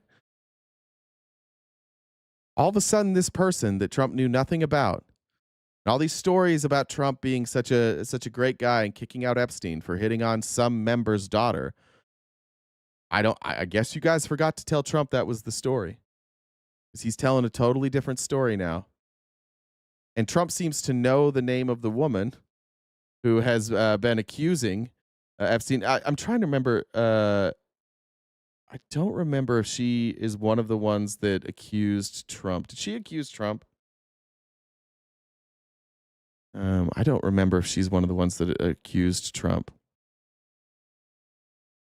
Do you guys remember, just in the chat? She one of I know Prince Andrew, Prince Albert. I think Prince Albert. I know there was the picture with Prince Andrew, but did she also accuse Trump? She did? Okay, gotcha. So this person who Trump has never met, who accused Trump and Prince Andrew of sexual assault, who now just suddenly another person just mysteriously unalived herself. Maybe she did, maybe she didn't. I don't know. Trump suddenly knows her name? After all these years, after all this time of you guys saying that she was lying, and all this time of you guys saying that Donald Trump said that he kicked Epstein out because he hit on somebody's daughter, that all turns out to be a lie. And now I've got questions for you guys. Why did you repeat that lie? Why were you saying that? It clearly never came to Trump. A lot of people were upset about me saying, show my sources. Can we show your sources, please, for the last 10 years? Can we talk about your guys' willing defense of Donald Trump, despite the fact that it appears he was much closer to Epstein than any of you wanted to admit, and that he never, ever had a fight with him regarding underage girls? And then think about that. Now that you know that Trump never had a fight with Epstein about underage girls, now find me the time after Epstein got caught where Donald Trump was bad-mouthing him before he died. Not a lot, right? After he died, he's tepidly said like he's a bad guy. What about when he's wishing Maxwell good luck on her way to court? Guys, you're really still all in on this guy? Got real quiet by the Trumpies in here, didn't it? They all bounced. I just want to know why your stories change. None of you are going to shift your opinion? How many more times do you have to be lied to? Now, I'm showing this clip. This is from Michael Wolff, and I want to be very careful about this. Michael Wolff is an author. He's written multiple books about Trump. He is regularly propped up by the Midas Touch and other organizations. I just want to go on record of saying sometimes Michael Wolff lies. Some of Michael Wolff's stories have been true. A lot of them are unconfirmed, and a handful of them have turned out to not be true at all. What I do know about Michael Wolff is he's comfortable publishing stories where he's not providing receipts. So I just want to say that here. But more often than not, Michael Wolff's sources turn out to be true. I just want to say that in full transparency, that this is a person that we can't necessarily take their word for everything. But this is him explaining. He sat down with Epstein. He has hours of footage of meeting with Epstein. And here's a story he told recently on the Midas Touch. It looks like the Legal AF podcast. But at any rate, at one point after Trump had been elected, I was sitting talking to Epstein, and he said, "Wait a minute, I got to show you something." And then he went into his. Do you notice, by the way, watch MAGA in the chat. I just did something really honest. I was just transparent there because I know what he has said and hasn't said that are lies. MAGA in the chat, and this is how you know you're in a cult. They are now assuming that whatever he says next is a lie because he's lied before. And this is the defense mechanism. This is the cognitive dissonance. This is you not wanting to admit that you've been lied to. Because somebody's lied doesn't mean that they always lie. But you guys won't even admit that Donald Trump lied. I just wanted you to see the reaction from MAGA there in the chat. That once we say that this person has lied before, now MAGA says, I'm not going to believe anything that he ever says because I just don't want Donald Trump to be the bad guy. Safe. And he came out with photographs. They were Polaroids, I think. And he kind of spread them out like playing cards. And it was Trump. I mean, I think there were a dozen of them. And it was Trump with girls of an uncertain age at Epstein's Palm Beach house, where all of the things that he would ultimately be accused of took place. And I remember very vividly 3 of them. There are 2 in which Trump is, the girls, topless girls, are sitting on Trump's lap. And then a 3rd in which he has a stain on the front of his pants. And the girls are kind of pointing at it, sort of bent over, laughing, covering their mouths. And, exactly. And pointing, 3 or 4 girls. And those are the ones I specifically remember. And my assumption is that they were in the safe, and I have seen him on other occasions take them out of the safe. And I think it's certainly not unlikely that they were in the safe when the FBI came in after his arrest and took everything from the house, including everything that was in the safe. All right. So do with that with what you want. I will say this, though. There is information that is out there, especially in the Epstein state, and that can be subpoenaed. What I think is happening is I think that these stories are being leaked, and this is going to be confirmed by in fact, I'll jump to it now by Michael Wolff here, that it appears that some of these leaks, specifically the one about the birthday book, are coming from the Maxwell estate, that they're starting to leak things out. And the reason that you do this is because of dipshit MAGA, because MAGA won't believe anything. And you are going to have to breadcrumb them to death with this. You literally are going to have to walk them through to the point that there's nothing left for them to say. So what you see in this scenario, like if I was Maxwell's lawyer, right? And if you're Maxwell's lawyer, you're trying to get her a deal. If I was Maxwell's lawyer, I would do a couple of things. First, I would publicly announce that I am challenging the outcome of my court case, which they did. And then I would tag Donald Trump in that. And I would say, Donald, do you really think that the government should go back on its promise not to prosecute? I don't think they have a good argument there, by the way. I did talk to some attorneys yesterday, 2 of them, because the non-prosecution agreement was about Epstein's charge in Florida. What he was charged with was paying for sex. It had nothing to do with minors. So this isn't what Maxwell was convicted of. She was convicted of all the other crimes. It's fair to say that she wound up being convicted for more crimes than Epstein did. But remember, Epstein died in prison. Like we would have had more charges against Epstein had he not died. Like they were coming. They were all headed in that direction. I don't think the non-prosecution agreement is going to stand up. If the Supreme Court rules that it holds, I'm going to be shocked, but at that point we can just assume that the Supreme Court is in Trump's sphere of influence at the very least. But what I would do is I would leak things out one by one, and I would force people to talk about it, subpoena that information, and then I would get that information back to the subpoenas. And one by one, I would confirm each of these stories to give credibility. I think that's what Michael Wolff is probably trying to do here. I wouldn't be surprised if he's working with the Epstein estate, but who knows? House, they believe that the story in the Wall Street Journal about the birthday greeting that Donald Trump, the salacious birthday greeting that Donald Trump sent Jeffrey Epstein in 2003 on the occasion of his 50th birthday was a leak from the Maxwell family. And in the White House, they regarded this as, quote, a shot across the bow. So a threat, if that Ghislaine had damaging material on Donald Trump. So Donald Trump's lawyer, who, as it happens, is also the number 2. And guys, don't worry about Montana. She's literally a QAnon account. She's literally a QAnon account. That's what the 17 in her name is for. Montana, you're welcome to come up here at any time. We've told you how to do it, but we both know that you don't have anything to say.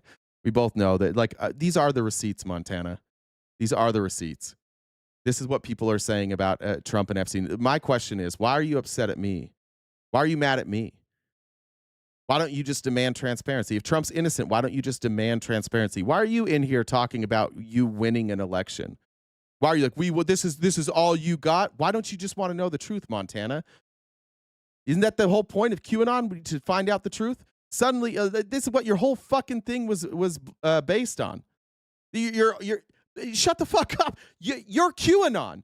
You guys have been saying for a decade now that Hillary Clinton was working with Epstein, running a trafficking ring, and your reason for that was a painting of Bill Clinton and some emails from Comet Pizza, and you believed the dumbest shit that has ever been stated in this country.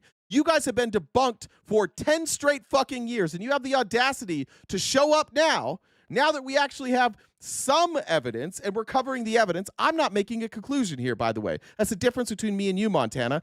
I'm playing you what's happening right now. Do I know whether or not Donald Trump abused children? I don't. Do I know that there's at least evidence that we should check out? I do. And I'm trying to convince dipshit cultists like you, Montana, to wake the fuck up and be the person that you claim to be. When it was Hillary Clinton, when it was Oprah Winfrey, when it was Bill Gates, when it was Tom Hanks, you had a lot to fucking say, didn't you? You had a lot to fucking say. But now that it turns out it's your dude, I can't believe you guys are talking about this. Yeah, and you're a coward, and you won't come up here, and nobody's going to go to your platform because you're just going to block them. But I just want to do this on the record. You're straight up QAnon. I'm doing your fucking job better than you could. You guys couldn't convince anybody of anything because you didn't have any evidence. And now that there's finally evidence, you're like, I don't really care about this. You wrapped your entire personality around one man, an 80-year-old geriatric fuck who wakes up every morning, shits himself, pisses himself, covers his face in makeup, and goes out and rambles incoherently. And you're going to have the audacity to show up here and ask for receipts. You want receipts? Where's the receipts on Obama? Was Obama born in Kenya? Where's the receipts on that? Where's the receipts that Ted Cruz's dad was part of the JFK assassination? Where's the receipts on the 30,000 emails? Where's the receipts on Ukraine having that server? Where's those receipts? Where's the receipts on Joe Biden out here committing treason? Where's those receipts? Where's the receipts on the 2020 election that allegedly you won? All of his lawyers just went to jail and lost their bar license. Where are those receipts? You don't get to show up and ask for receipts when your dumbass has been saying the same dumb shit for 10 years and we're finally covering it. And now that we're covering it, you're like, that's my guy though. So I'm going to ask for receipts. This is why you don't get any traction. This is why everybody's laughing at you right now. You're a fucking joke. You're not a real person. If you cared about children, you would care when it's Donald Trump or Oprah Winfrey. And guess what? Zero evidence on Oprah Winfrey. A whole lot of evidence on Donald Trump. And suddenly you're going the other way. You're a nobody. You have no real principles. You've built your entire reputation on licking Donald Trump's taint. And now that Donald Trump's taint seems to be connected to a lot of abuse of children, suddenly you don't want to talk about it anymore. You are the one that's losing, by the way. You can talk about the election all you want, but everybody that helped you win the election, every person in the media that stood by and defended Donald Trump and was like, he's kind of crazy, but Kamala's worse, all of them are turning. You're getting your fucking ass kicked, and it's the reason that you won't come up here and talk to me now. It's the reason that for an hour and a half, we've had to sit there and watch you go, receipts, receipts, receipts, while we're showing you receipts, receipts, receipts. You don't seem to know what the fuck a receipt is. I'm giving you all of the evidence that we have, and I am drawing zero conclusions. But you drew a conclusion a long time ago that the Democrats, led by Hillary Clinton, were running this underground sex ring. And by the way, let's fucking get into it. Let's talk about the movie you guys put out. Remember that? Remember that movie you guys put out, Tim Ballard? Oh, Tim Ballard's out there saving the children, and he's working with Donald Trump, and we're going in, we're taking care of these sex traffickers. And it turns out he saved nobody, and he just used the entire Operation Underground Railroad to have sex with married women and to coerce them into cheating on their spouses by telling them that if they didn't, that they were in danger. And now it turns out that whole fucking movie that you guys all went and beat off together in the movie theater, it was all fake, and none of those things happened. None of those stories were real, but you wanted to tell us that Jim Caviezel and Tim Ballard were such fucking heroes for putting out that movie, and the only reason it got bad ratings is because Hollywood didn't believe it. Turns out the whole fucking story was a lie. And some of my friends who are deeply Republican and who believed the same QAnon shit that you believed, they wound up being sexually abused by Tim Ballard because you guys are so batshit crazy and so dipshit low-level minded that you can't figure out who the fuck the abusers are and who are not the abusers. And so you have figured out a way to defend children by siding with the abusers, and then you have the audacity to show up here and be like, receipts. Shut the fuck up. Come up here or leave, but you don't get to say receipts anymore. No more receipt talk from you, Montana. The Justice Department, but principally is Donald Trump's own lawyer went down, and I expect to try to figure out exactly what Ghislaine Maxwell has, and then they would figure out how they might have to handle that. Yeah. But nothing there, nothing to see there, right? Crystal said cooking, WRTP. Ojen says WJ. Thank you, guys. Appreciate you. Natalie says, what do you get when you cross a sheepdog and a daisy? It's a cauliflower. I like that one. Jessica said, thanks for being cool. Thank you, Jessica. Hey, Jen. Hey. Hey. Do you need to drink of water, to... I'm good. Go ahead. Do you need to say something kind about yourself? Yeah, I do. I need to say something kind about myself. I forgot. You should say something kind about yourself, and then put some boots on the ground. That's and right. Will be... It's important. And don't forget to crowdfund my shoes, my J's. Right. Yeah.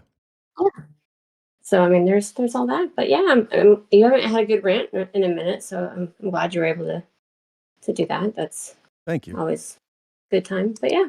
So I'm here to do our so we've got about a little over an hour and a half, hour and 40 minutes left of the show. We do this each day, Monday through Friday, from 9:30 to 1 Pacific time. We're not going to be here on Friday, so it's a little shorter week today. So see with that gift goal at the top. Can't say the links because TikTok doesn't like it. So, but you can see the the V, the C, and the P. If you guys want to help, and Super Chats if you're on YouTube, you guys can help knock out the gift goal by the end of the show. That would be fantastic. I've been doing my typical guilting, but I mean, if you guys just want to, just knock it out, and that would be cool too. So yeah. If you haven't subscribed to us already, please do so. We've started to do member-only events or paid subscribers memberships. So if you guys want to join our subscriptions, then you can join us for those events. If you guys disagree with our TV, it looks like there's 825 people on YouTube and 589 on TikTok, and I think usually Twitch is for the most part friendly. But you guys can actually talk to Jay in real time. And how you do that is next to the V, the GenDev1 is my Discord username. If you want to DM me on Discord, add me. You can come up to, and talk to Jay in real time. So you don't. There goes TikTok. Shocking. Anyways, well then I don't have to say the special words anymore. There you go. You can say them. Yeah. Thank God TikTok crashed, because Montana was getting absolutely roasted. She was getting destroyed in the comments. That was good for her. I mean, I haven't checked what the flag is for, but possibly bullying. It just says, oh yeah, I'm supposed to screenshot this. It's that same one from yesterday. Oh, okay. Misinformation is what I saw yesterday. Yeah. But I know you saw something different. But anyway. All right. So yeah, Venmo, Cash App, PayPal, Super Chats. We've got about an hour and a half left of the show. We're a ways away, so if you guys could help, I mean, with the amount of people that we have watching between the two platforms, if everyone hopped on the dollar chain, we could knock that out in no time. So that would be awesome.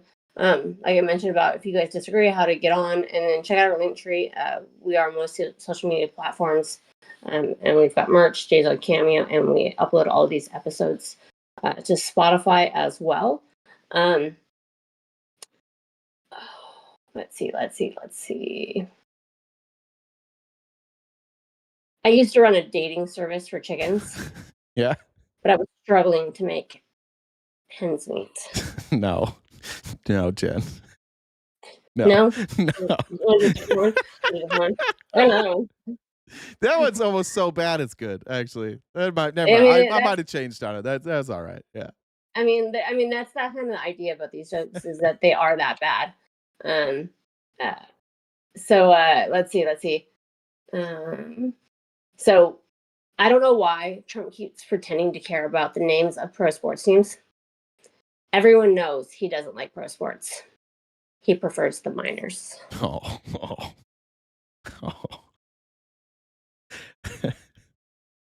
Thank you. Swish said double daddy on a GD roll. Thank you, JD. Thank you, Jocelyn. I think I got those. I'll check here in a minute.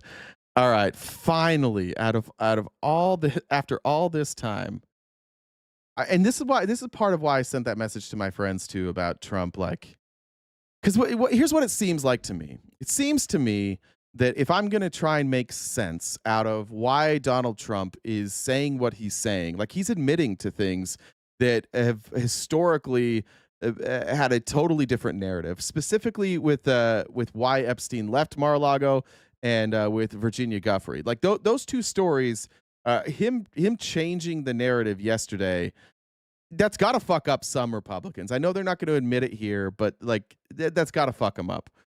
It also puts a lot of Republicans in office in a weird position because they had plausible deniability and now they don't. And so Mike Johnson went on NBC News, and Mike Johnson was asked if he would support a pardon of Ghislaine Maxwell. And guess what, guys?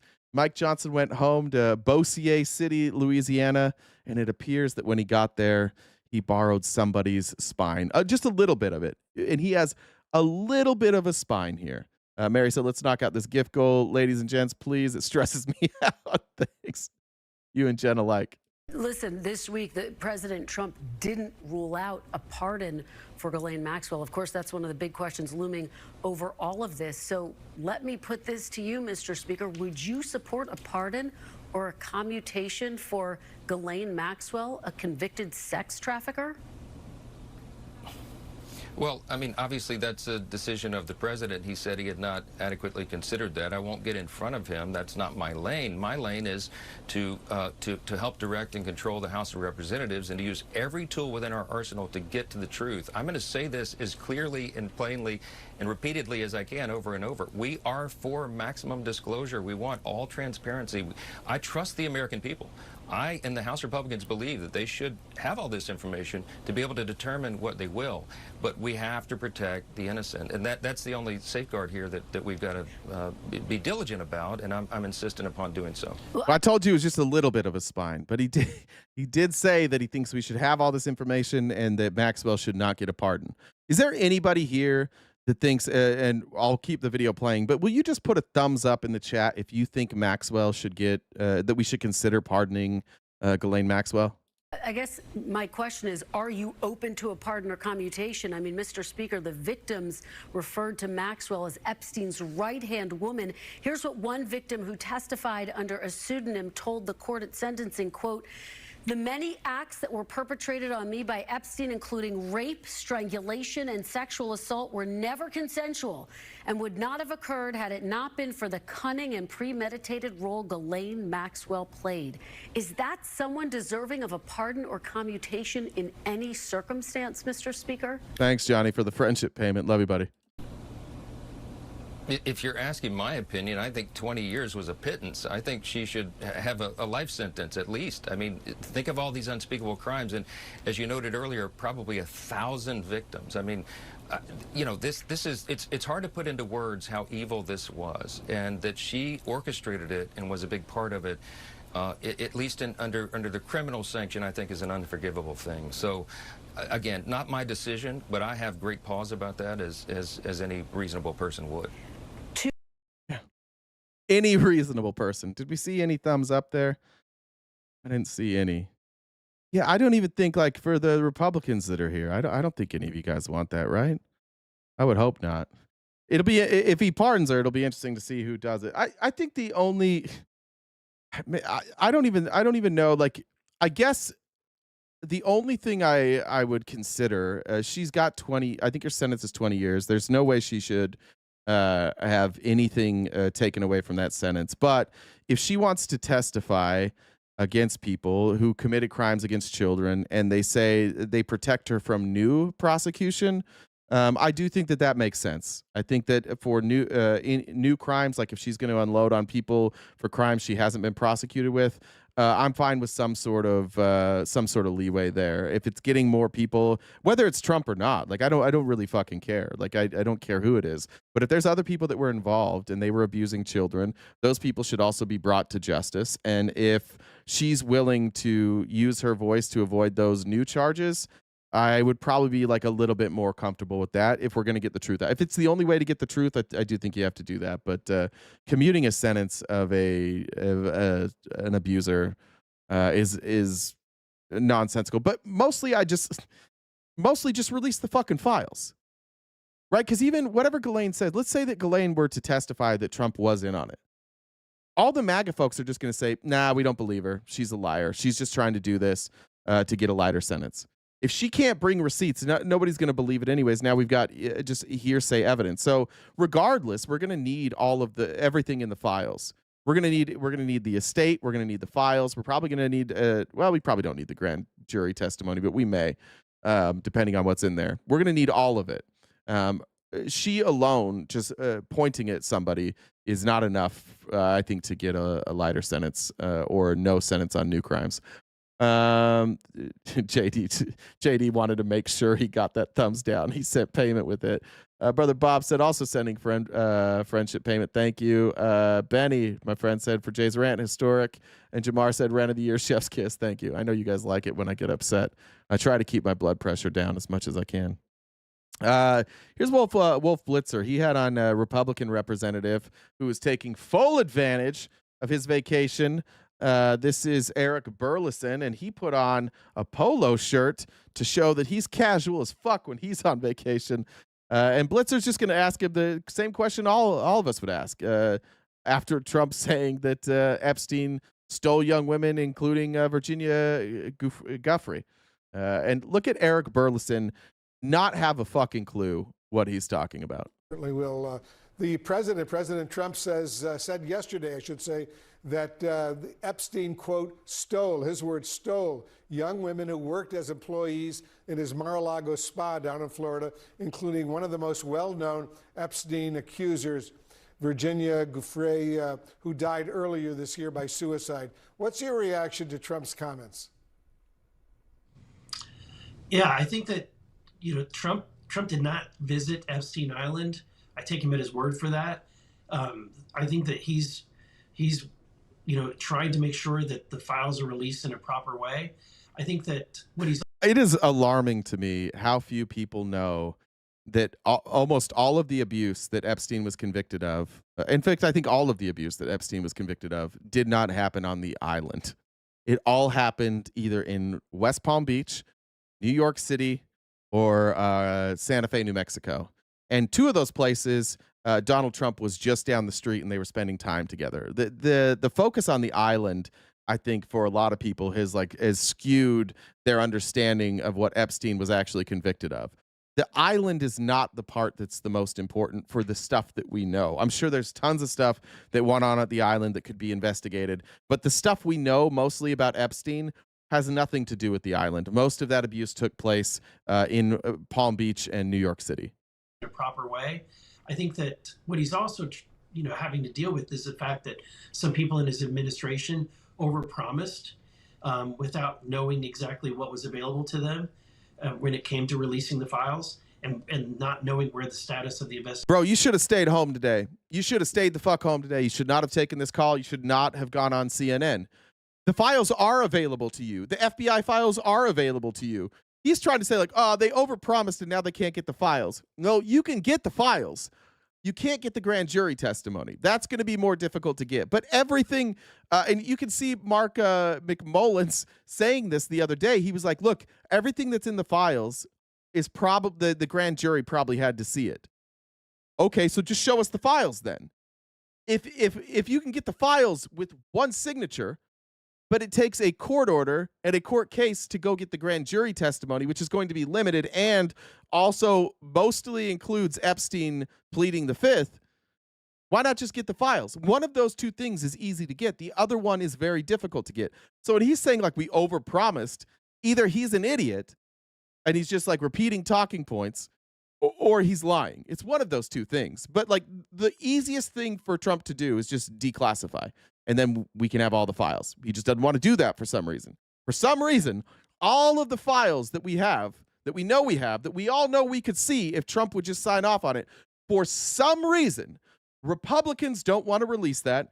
Trump doesn't want to declassify it. Pam Bondi, Kash Patel, Dan Bongino all seem to be lying about it. And they want you to just look at the grand jury stuff. That's the real thing. Those Obama judges, they're not releasing the grand jury testimony. Because they can't, because they're handcuffed, and the Trump lawyers that are going in there asking for it aren't giving a valid excuse to have that grand jury testimony unsealed.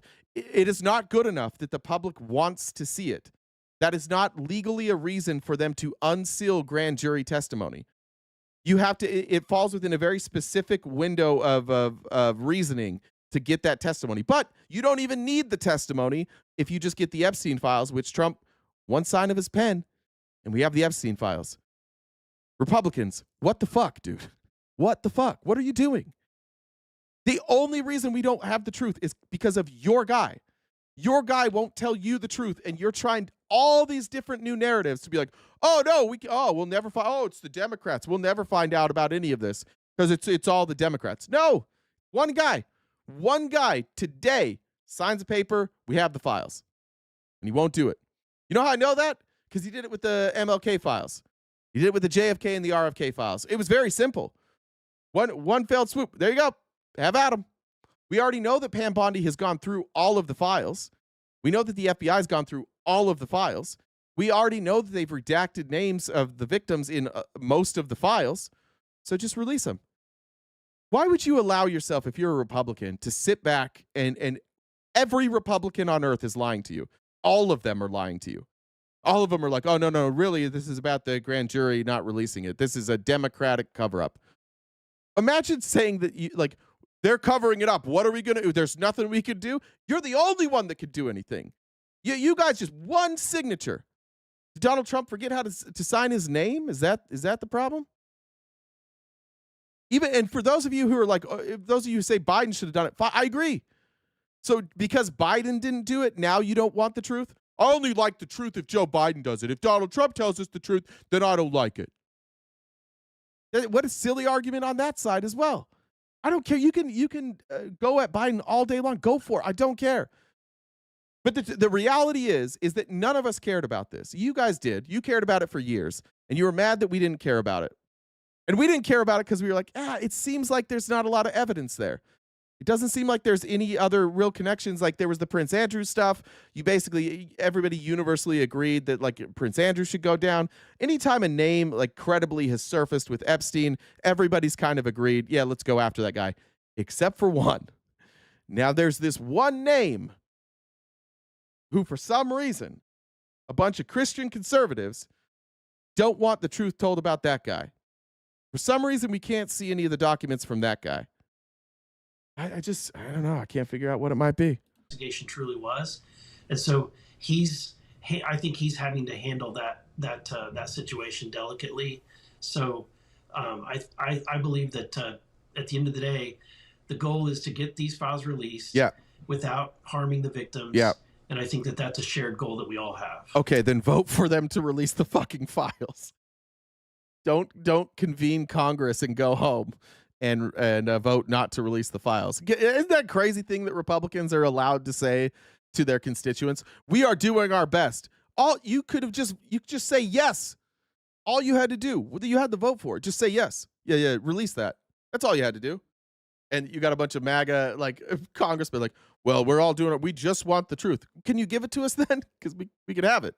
We could have the truth if you guys would just sign it. Lee said Jay provides the receipts every time. Every time I make a claim. If I make a claim, you're getting receipts. If I'm guessing or if I'm grading a hypothetical, I'll tell you I don't have evidence on that. Here's Mark Elias, who, shout out Felice, wherever Felice is. Felice loved Mark Elias. I didn't even know who Mark Elias was till I worked with Felice, if we're being honest. He's going to tell you, he's going to use Occam's razor, and I think I just agree with Mark Elias here. I think that there's a very simple explanation for what's going on, and I think everybody outside of MAGA can see it. The fact that you have uniformity across the board for everybody that's not in Donald Trump's pocket, it leads me to believe it's probably the most likely answer. That Donald Trump is panicked. It is clear that they are going to try to figure out a way to dig themselves out of this hole. They don't know how, but they're going to try to figure out a way. I don't think they're going to succeed, and here's why. There's a very, very simple narrative. Real quick, just so we can take care of this with the Joe Biden thing. I understand you said Joe Biden sat on the files. I agree. Why did he sit on the files? It could be a million things. It could be that Joe Biden is in the files. It could be that his friends are in the files. It could be that he didn't care. It could be that he had no pressure from his constituents. As somebody who's publicly, I've at least publicly supported Joe Biden for a lot of things. I never called for the release of the files. I don't know any of the other content creators on the left that were calling for the release of the files. There was no pressure. I don't care. Whatever reason you want to believe that Joe Biden didn't release the files, that is all fine by me. That's fine. If you think it's because he didn't care or you think it's because he's implicated, I think that there is room for any of those opinions. All of those guesses are valid guesses, and we won't know until we get the files. But what I'll also say this is that you guys controlled Congress. And so you could have done what the Democrats just tried to do while Joe Biden was in office. You could have demanded the release of the Epstein files. You could have done the exact same thing that Democrats just did, and you guys didn't do it.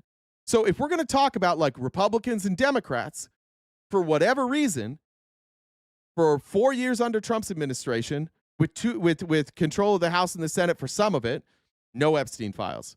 For all 4 years of Biden's presidency, where Republicans at least had control in the House, no Epstein files. Nobody called for it. They didn't even try and get them released. Now, as Republicans ran and told all of you, they went all across the country And they told you they were going to release the Epstein files. And they got, honestly, that's what hooked a lot of these podcasters and a lot of these influencers, is they said, like, we're going to give you transparency. Yeah, Trump's kind of like a dipshit. Yeah, he says a lot of dumb shit. Yeah, he says some things that are fucked up, but he's going to give you transparency. And people that aren't politically active are like, yeah, yeah, that's fair. Like, if the guy's going to be an asshole, but he's going to give us transparency, I'd rather have that because I want to know what my government's doing. And so you guys you traversed the country promising people transparency. You rolled out, Pam Bondi rolled out those fucking binders. It's like it literally said the most transparent administration in history, the Epstein files part 1, meaning there's a part 2 coming.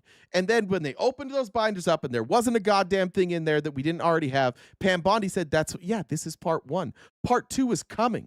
It's coming. And then Kash Patel went out and said, here it comes. And Dan Bongino went out. Here it comes. Here it comes. And then it didn't. And then Pam Bondi's like, I've got it on my desk. We're going to release it soon. And then she didn't. That's why everybody's interested now. If you guys didn't want us to be interested, you shouldn't have talked about it forever. But we got interested when you started covering it up. It's the same as Watergate. Nobody gave, if you go back and you can read the books about Watergate, you can go back and Bernstein and Woodward and Jack Anderson and all these like big journalists that were writing about Watergate. If you go back and you read those stories, the biggest problem they had early on is nobody really gave a fuck. Because the story of Watergate is that there were these 5 dudes who worked for the Republican Party who were in they broke into the DNC headquarters and they were looking through files. Bad, but not like a huge conspiracy, right? Not a huge breach, not even really a big deal, not even something that really affected anybody. And so when you have Jack Anderson and Woodward and Bernstein, they're all writing about this. Those stories were getting buried. You know when the story took off? When Richard Nixon kept getting caught lying. That's when it took off. And then there was one source on the inside who wound up being Deep Throat. Who was Deep Throat? He wound up being like a CIA guy, I think. I can't remember what his role was. All of a sudden you have these sources. And so Nixon would say something and the source would bring something forward to contradict what Nixon said. And then you started to see like, oh, now people care a little bit more. And then we found out that Nixon recorded all of his conversations. And then Congress subpoenaed those conversations. And it was very clear that Nixon was covering up Watergate. If Watergate would have happened and there was no cover-up, Nixon stays in office. He's not getting impeached for that. That's not like a crazy thing that happened. Watergate was not like some big criminal activity that like jeopardized democracy. It would have been likely a slap on the wrist. But the cover-up is what got him. And that's what got everybody interested. And the same thing is happening right now. It's the cover-up. And it's so fucking obvious. The cover-up is so obvious that people who are politically neutral or don't give a fuck about politics, every news organization's running with it. If you have a podcast, if you have a talk show, if you have a TV show, you're talking about this because it's the biggest thing in the country right now. And what's big is not that Trump might be on the list. Most people don't know if there is a list. The big story is not the list, it's not the files, it's the cover-up. That's why everybody won't stop talking about it, because they're obviously lying. So just be aware of that. That like all of this stuff didn't happen in the first Trump presidency, it didn't happen in the Biden presidency, because there wasn't pressure. Because nobody really thought like that there was going to be this list that uncovered anything except for QAnon. All the QAnoners, they were convinced. But it wasn't that big of a deal until people started covering up, and now we're like, uh-oh. Wait, hold on. I thought you said that 10-hour tape was missed. I thought you said we couldn't recover it. The first administration for Trump, you guys said you couldn't get it. Now you have it? And then you edited it? And now there's 3 minutes missing? Hold on. How come every time you give us something, from the files to the video, every time you give us something, it's not what you promised? You're always covering something up. That's what people are upset about. And I wish, Republicans, that you would recognize that this is a cover-up. And I wish you would just get on board. If you don't, it's a problem for you, by the way. It's going to smear J.D. Vance. You'll notice J.D. Vance isn't saying a goddamn word. You'll notice there seems to be a lot of things leaking out of this administration, and they can't figure out where the source is. And the one person who's not around is J.D. Vance. And where are those leaks going? To the Wall Street Journal? To Fox News? Who owns the Wall Street Journal? You guys know? Who owns the Wall Street Journal? Rupert Murdoch, right? Who owns Fox News? Rupert Murdoch, right? What did J.D. Vance just do recently without Donald Trump? Did he go to Montana for a secret meeting with the Murdochs to raise money and Trump wasn't invited? And did these leaks start happening after that to all these Murdoch journalists?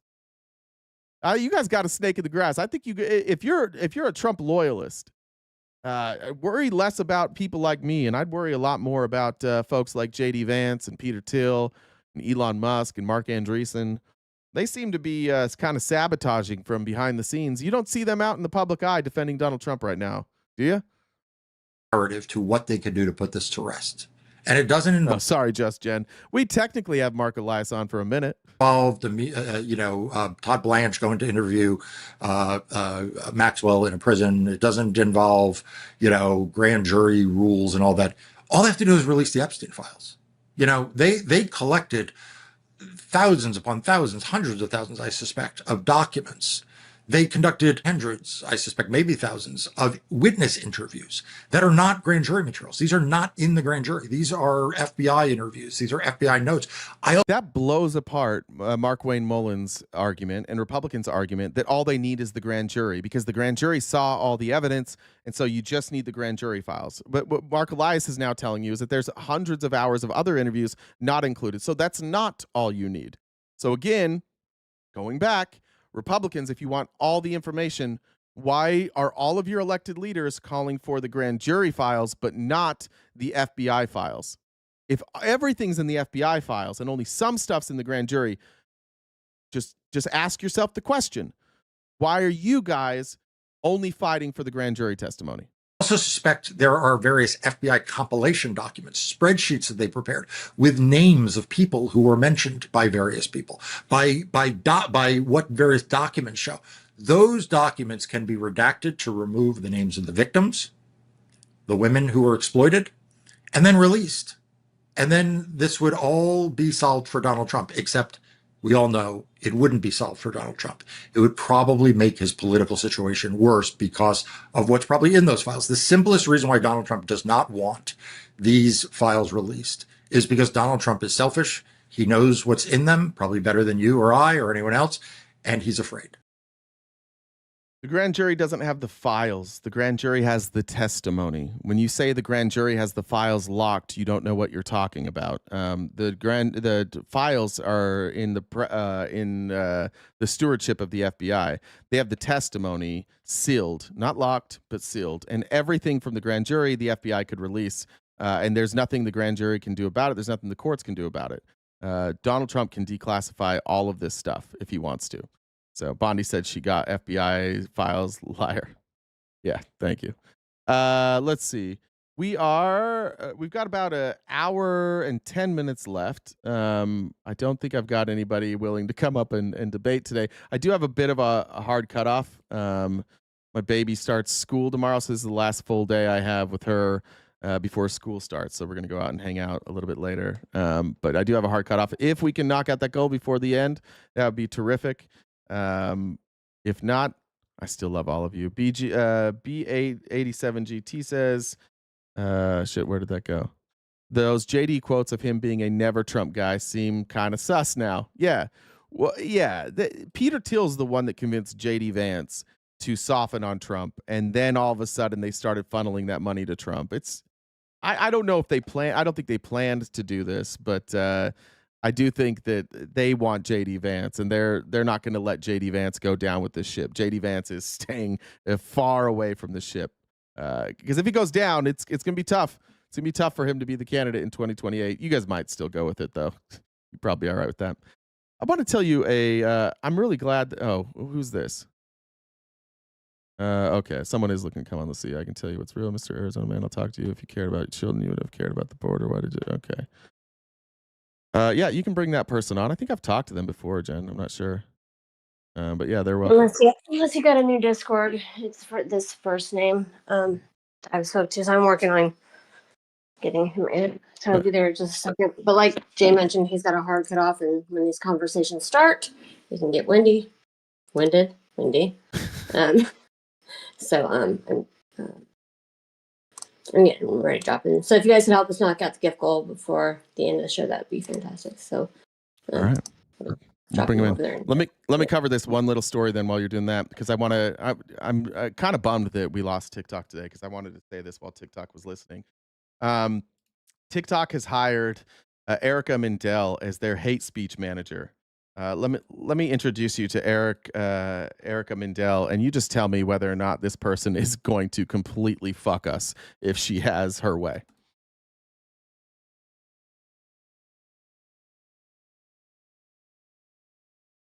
Sorry, the long intro there. My name is Erica Mindell, and I work for Project Interchange at American Jewish Committee. I grew up in a traditional conservative household. I went to a traditional Jewish day school, a traditional conservative summer camp, and like many other American Jews, I took a gap year before college and spent 10 months living in Israel, where I participated in a program that was centered around exploring and understanding Jewry worldwide. My sophomore year at the University of Michigan, a BDS resolution was presented to the student government.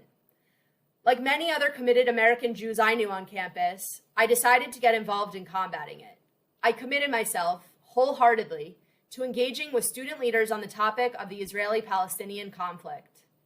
If you're just coming in, this is the new, what is her role? She's been hired by TikTok to develop and drive the company's positions on hate speech. Conversations quickly became a microcosm of a century-long conflict happening on the other side of the world. For the first time, I pushed myself out of my comfort zone, encountering and internalizing new perspectives and forcing myself to consider a variety of viewpoints and narratives. In the summer of 2014, after my sophomore year, like many of my friends, I had a summer internship, a Goldman Fellowship at AJC. I came to work each morning as Israel engaged in one of the larger military operations of my lifetime, Tzuk Operation Protective Edge. That summer, I realized how impactful my Jewish upbringing and education was. I simultaneously realized how passionate my own... I thought that too. I thought Jewry sounded like a slur too, but it's from the AJC, so I went with it. Identity had become. I knew the well-being of Jews. I just want to hear, just so she says what her identity is. Here's her identity. Education was. I simultaneously realized how passionate my own Zionist identity had become. Zionists. We're hiring Zionists. Like, I'm so fucked on TikTok. Like, I hope you guys don't like seeing me on TikTok, because I'm fucked. We did say one bad word about Netanyahu and we're toast. I knew the well-being of Jews worldwide and the security of Israel would be issues of lifelong importance to me. Thanks, Jessica. I grew up in a traditional Jewish household, but in an untraditional decision, after graduating from Michigan, I made Aliyah and enlisted in the Israel Defense Forces. I spent the... What's Aliyah? I don't know what that is. Thanks, Lisa, for joining the Dollar Train. What does that mean? It's Aliyah. Commonly refers to an immigration of Jews to the land of Israel. Oh, okay. That's Aliyah. Okay, so she went to Israel. Got it. Next 2 years serving as a Madrichat Shirion, an instructor in the Armored Corps. To many, this might seem like a contradiction. Yeah, because you took time after school and you went and you served another country. And then while you were over there, they indoctrinated you into a Zionist and they trained you to come back to America and fight for their country. Like, if this was Afghanistan, if this was Iraq, if this was Iran, this person would be thrown in prison immediately by the Trump administration. Yeah, it sounds crazy because it's fucking crazy. It's crazy that we have to sit here and pretend that you went to Israel, got trained to choose Israel first, and then came back here and we're like, wait a minute, you're part of the America First party? All right. For a woman who identifies as liberal and progressive to be a Zionist so committed as to join the IDF, for me, these two identities go hand in hand. My American, Israeli, Jewish progressive identity is complex and layered, and it's full of rich Jewish values. All right, that's enough of her. Yeah, shocker that she had to read that fucking statement, but I don't think it's going to be a good experience for lefties on TikTok for a while. This could be tough. All right, let me hop on over here. Our guest is here. Give me 1 second. All right. Is it Brian? Is that your name? You there? Sorry, I forgot what No, his. I'm not Brian. Oh, Oh, okay. sorry. What was your name? What do you want me to call you? It just says me here. I'm sorry. This is Mr. P. Mr. P. All right. I'll call you Mr. P. By the way, if you're watching the stream, I would turn it off because there'll be a delay. You're just going to want to listen through Discord here. Otherwise, there's like a 10-second delay. It'll kind of fuck you up. Yeah. All right. I'm sorry because I hear Brian on here or somebody else on here. I don't know. I thought your name was Brian. That was my bad. So what's up? What did you want to talk about? All right, hold on, because I hear you. Oh, there it is. Let me turn your stream off. All right. Well, can you still hear me? Yeah, you're good. All right, there we go. All right, so this is me, yeah, Mr. P. What's up, man? So what I want to talk about is why did I love your stream. I can't lie to you. I love your stream. I love everything you talk about, and I was a lifelong Democrat, but I just want to know why you bash Donald Trump. Because he's a liar. He's bad at his job. I think he's really dumb. I think that his policy prescriptions don't make any sense. And I don't like that he is treated as a god, like where you're not even allowed to say that he lost an election, which is it's bizarre.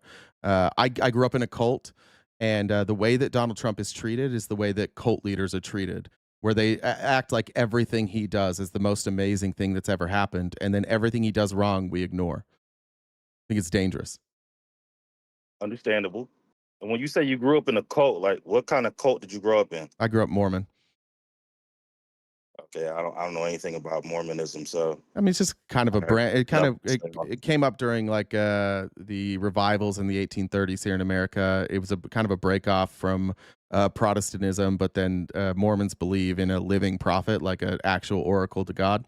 So it's similar to Christianity. We have basically the same beliefs. The only real difference is Mormons think that there's like a prophet who talks to God, who's alive today and leads the church. It's like the main difference. yeah, okay, yeah, I know nothing about that. I grew up I guess a regular Christian, going to church, falling asleep in church. Yeah, because I was forced to go to church by my grandmother. But one thing I will say is I do believe in God, and I won't say Christianity or religion. I'm not a big fan of religion, but I just believe in God. But one thing I will say is when you you keep bringing up the negative of what Donald Trump has done. Yeah. But you never, I guess, has he done no positive? What's he done that's positive? What should I have covered? I mean, is the border not positive? But like where border apprehensions are down? Is that what Are you're saying? they? I mean, Yeah, they're down. yes. Yeah. Yeah. So when How many? Joe Biden was here, I've brought that up before. I don't know. Like, do you want me Okay. like I can't every day say the same no, fucking thing. You know I what don't mean? need you to do that. Yeah. That's my bad. Because I literally just kind of got onto your channel, so I don't want to be like, you never talked about that, because I'm not that person. But Yeah, so there's if just you not did, like then- new. There's nothing new on that, right? It's been. There's a lot of reasons why the border there's a low flow of people. One, it was already trending in that direction when he took office. Two, the way that he's going about and tracking down immigrants, it's made a lot of people not want to come here. People don't feel safe here. And three, they've enhanced like protections at the border, and I believe that they're working on extra staffing too. They've been giving out bonuses right and left. So he's done a lot of stuff to secure the southern border. But I would say if you're somebody who cared a lot about securing the southern border, he's probably done a good job. Okay. So another thing is, I've been an electrician for about 15 years, 16 years going on now. Okay. I work with a lot of Spanish.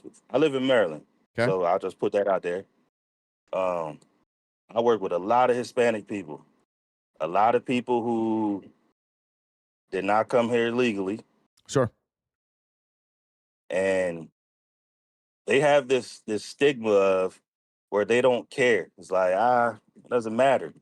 I got here, I'm here. I got my children here. My children were born here. But these people, right, we do the same job. Okay. And They are good. They are hella good workers, right?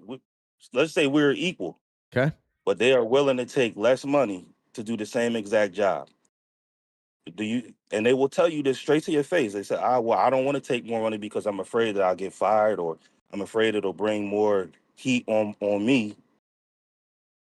So do you think that's a problem for the American workers who like, man, well, I want more money because I deserve more money because I'm doing a hell of a good job too.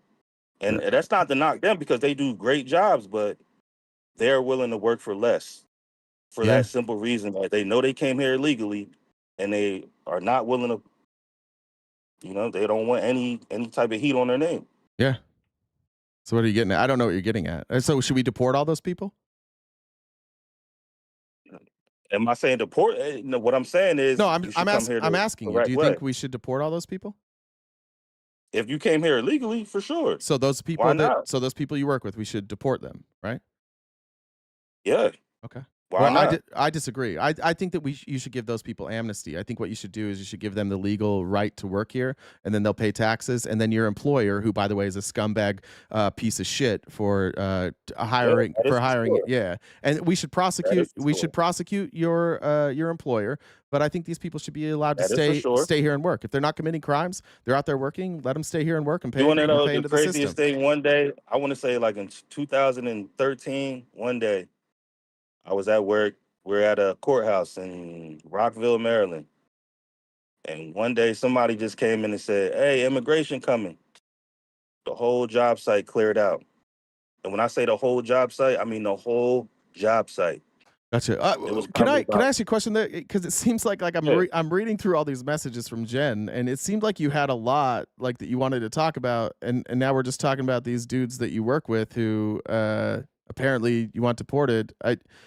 I think you were criticizing me for not bringing receipts and lying. What was I lying about? I never criticized you. You said I never criticized you. I can say you said Okay. I can tell you what's real.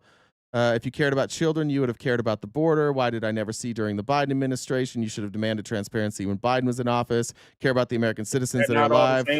Fuck Maxwell and fuck Epstein. You're not her lawyer, but they were all over. I don't care about that. Well, I never ride around and see anyone. I've never heard anyone be like, hey, what's up with the Epstein files? I've never heard that in real life. I only hear that on the internet. Okay. So, yeah, that's what I mean when I say that. So we shouldn't look into it? Is that what you're saying? I could care less. Like, what is that going to do to affect my family? You don't care if the president of the United States was abusing children and helping one of the most notorious people. But I would assume. Listen, I care about that, but I would assume that if he was, why wouldn't the previous administration or the administration before that, this Epstein thing is not new. Okay.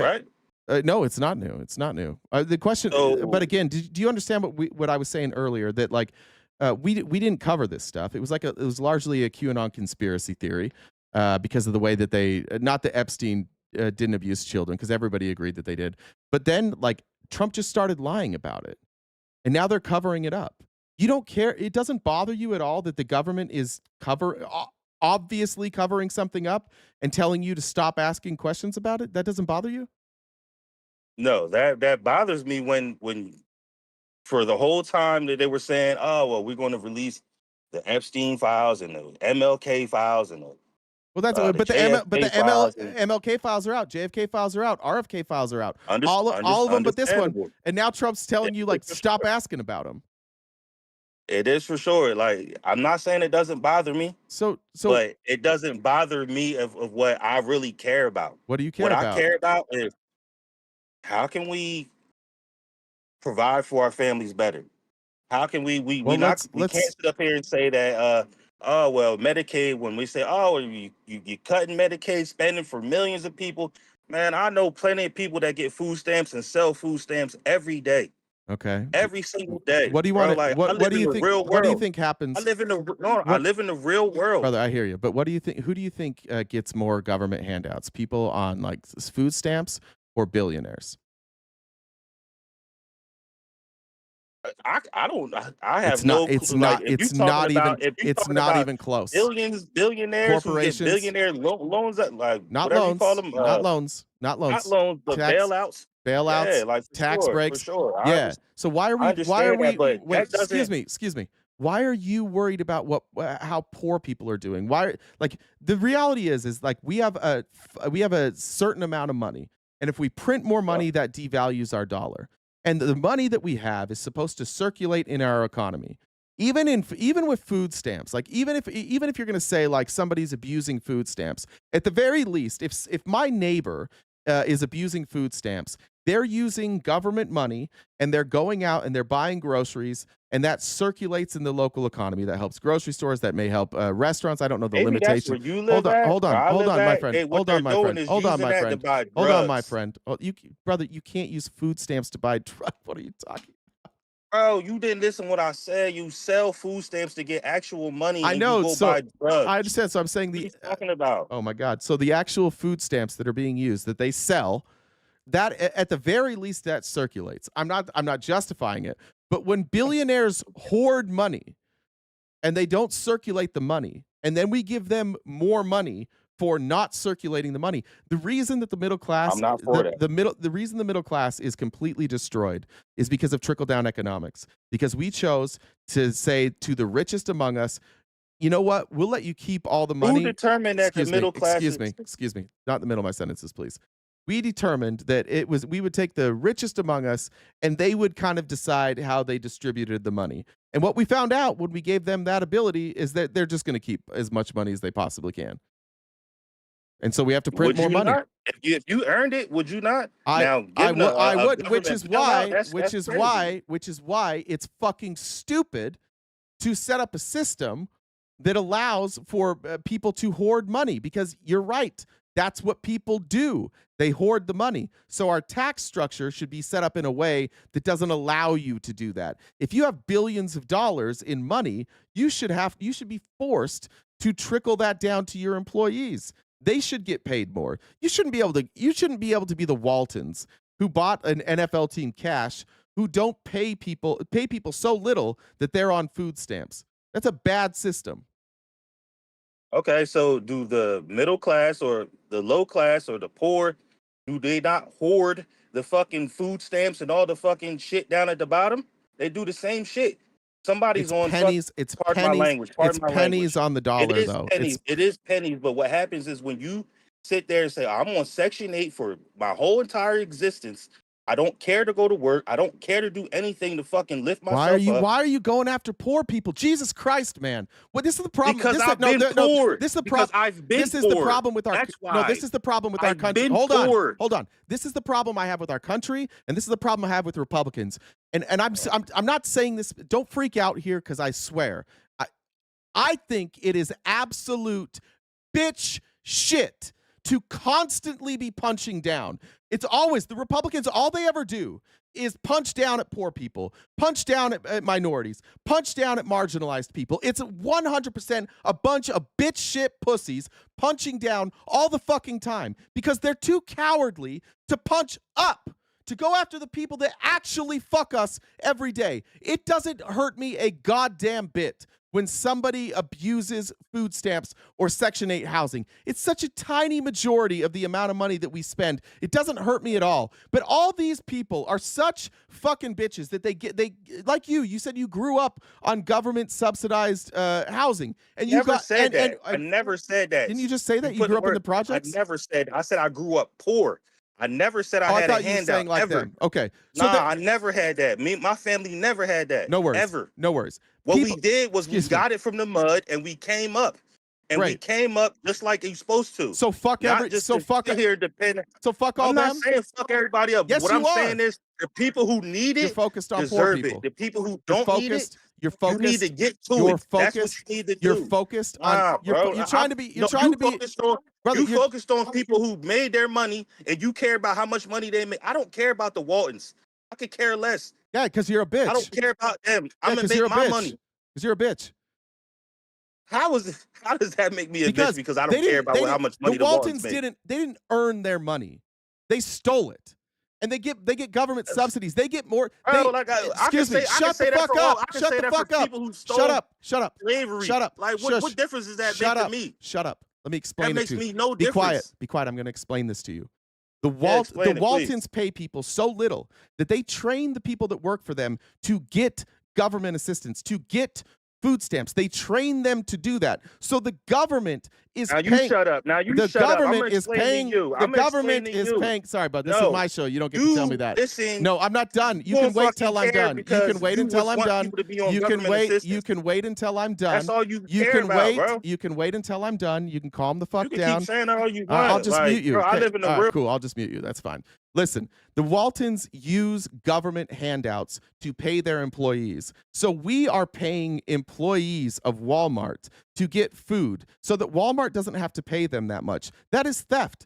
That is, and it's theft on a level that none of these people who abuse food stamps or who abuse Section 8, none of them can even come close to theft on that level. So what I'm saying here is it's not a matter of principle. It's a matter of like the best thing to do. If we want to eliminate waste, fraud, and abuse, if we want to make the middle class stronger, if we want to stop abuse of food stamps and government subsidies, let's go after the people who abuse it the most. You're out here trying to give a fucking pep talk to poor people saying like, pick yourself up by your bootstraps. And I think that's good advice.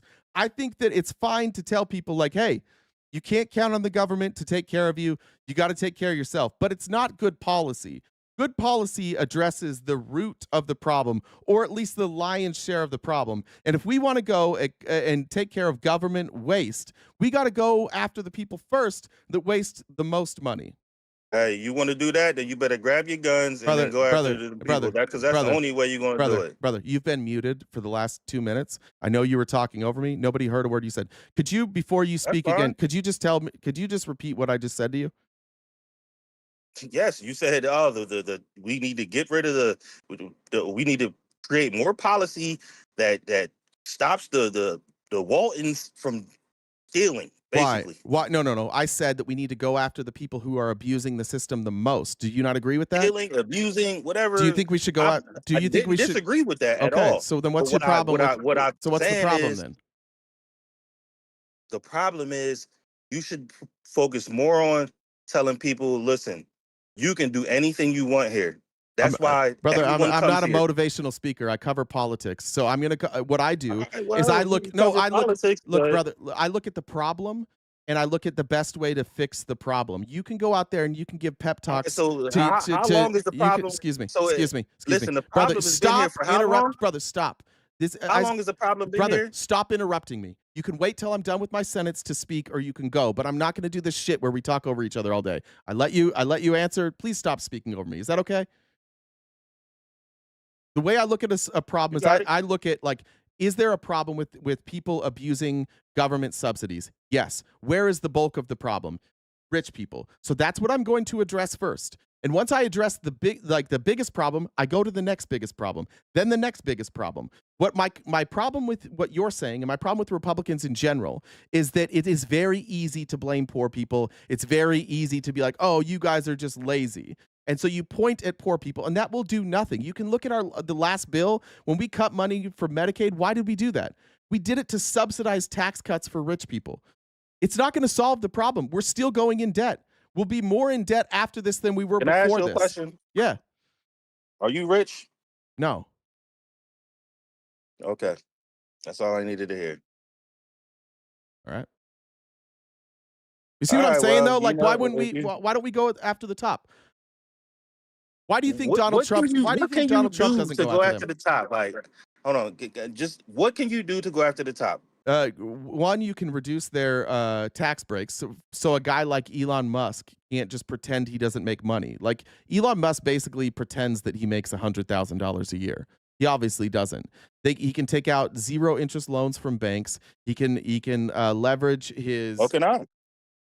No, you can't. I could take out very low interest. I said zero. I said zero. I said zero. I have zero for sure. I won't dispute that. Okay. I won't dispute that. He can. And guess what? He never has to pay taxes on that. He takes out a loan. See, like the only thing I want to say is you don't think that's a problem? You don't think that's a problem? It is a problem. It is. Look. It is fucked up, right? I'm not going to say it's not fucked up. Well, listen. You had a lot to say. You had a lot to say when you were out here shitting on poor people for cheating the system. You got really emotional about that, and you started talking shit about those people. But I bring up Elon Musk, and you're like, oh yeah, he probably shouldn't do that. Where's that energy? Where's that same energy for government waste, for stealing from the government? Bro, my man is creating fucking internet. Like, are we out here creating internet for people? Like, what are you talking about? Excuse me. Elon Musk created internet? What does he not have Starlink? Yeah, the internet's been around for a while, bud. He didn't invent internet. Understandable. He also didn't invent Starlink. He also didn't invent Tesla. He has never invented anything. In fact, he owns one patent. So he's done nothing then. No, I didn't So say who are the people who did it? Let me tell you this. Did you know that if the government wasn't giving Elon Musk handouts for Tesla, that they would not be profitable? No, I mean, did you know that? I'm assuming if most people weren't getting government contracts, they wouldn't be profitable. Well, you'd be assuming wrong, because most businesses don't get that. The government gives actual subsidies. The government gives actual subsidies to Elon Musk, and they would not have been profitable without them. So you want me to? You're like, oh, look at Elon. Look at all this great stuff he's doing. Seems like the great stuff he's doing is building a company off the backs of the American taxpayer, and he's not even good enough at running a company to make it profitable. We have to give him more money to make it profitable, and then we're like, oh my God, you're so amazing. How about you pay no taxes? Yeah, we just bootlick rich people. I don't know why we get on our knees for rich people. Elon Musk is not that intelligent. He's not nearly as intelligent as we pretend he is. He's invented nothing. Right, so once he again, buys companies that already exist. I don't care about none of these people. I know you only care when it's a poor person. My family. Yeah, you only care when it's a poor person. Family. No, I care about my family and how we can make money for us. That's what I care about. We're 20 minutes into this, and this is the first time you brought up your family. You spent the first 10 minutes shitting on poor people, and now we're going to bring up Elon Musk, and suddenly you don't have a lot to say. Suddenly you're like, oh, but he's rich, and I need to lick his boots. So you don't want to talk about Elon anymore. Now you want to talk about your family. I don't care about Elon. But when it was time to shit on poor people, you were more than happy to talk about that. I don't care about them. Well, then why'd you bring it up? You brought it up. I did bring it up. Okay. Because they need to. So you brought that up before your family, didn't you? So was Elon rich before he became rich? Yes, he grew up rich. Well, that's my misunderstanding. And he came here as guess what? Guess how he came here? And guess how he made his money? He was an illegal immigrant because he came here on a student visa and he dropped out of school and then he started working, which I don't know if you know this. If you're on a student visa, you can't work. So he made most of his money as an illegal immigrant. Hold on. But he also had a bunch of funding from his dad. How did he make his money? So how did he make his money then? He started a business. And then he sold his business to PayPal. How much money did he get from that? Millions. So illegal can come here and make money, but the regular human here that's poor, they can't do it, huh? What? That's so stupid. You just said it. Like, what do you mean? You think I just said that people you added at the end. You added at the end. You said, "Oh, his dad had millions." He did. So was he poor? I didn't say he had millions. I said he was wealthy. All I'm saying is, man, look, you think it's cheap? You think it's cheap to send your kid over here to go to Stanford? How could I think that? I've never sent my kid out of this country to go somewhere else. Yeah, Elon's a nepo baby, just like Trump. Trump was handed $300 million. You guys, I don't know why you guys think these guys are anything impressive. Donald Trump is a dog shit businessman. He was handed $300 million. He lost all of it. He literally lost $300 million is what his dad handed over to him, and he lost all of it. He was bankrupt multiple times. He had a negative net worth. Then he no, he didn't bring it back from. No. It was thriving when he got it. He fucked it all up, and then he was saved by The Apprentice, which he didn't invent. He was just cast, and he got licensing deals, and he made all this money from The Apprentice, and he lost that too. And then he was broke as shit when he ran for president, and now all of a sudden he's very wealthy because he's using the presidency to enrich himself. He's running 2 crypto scams right now that make up like half of his net worth. He's a absolute dumb shit charlatan. He's literally using the presidency to make money. And he literally yesterday he was out there opening a new golf course. And they were tweeting it. They were tweeting it from the official government handles. And we paid for that. We paid for him to go overseas and open up a new golf course. But yeah. Totally that person who sold their food stamps to get drugs. They're the real problem, not people like Donald Trump who just steal you keep millions saying at a it's the time from the problem. American people.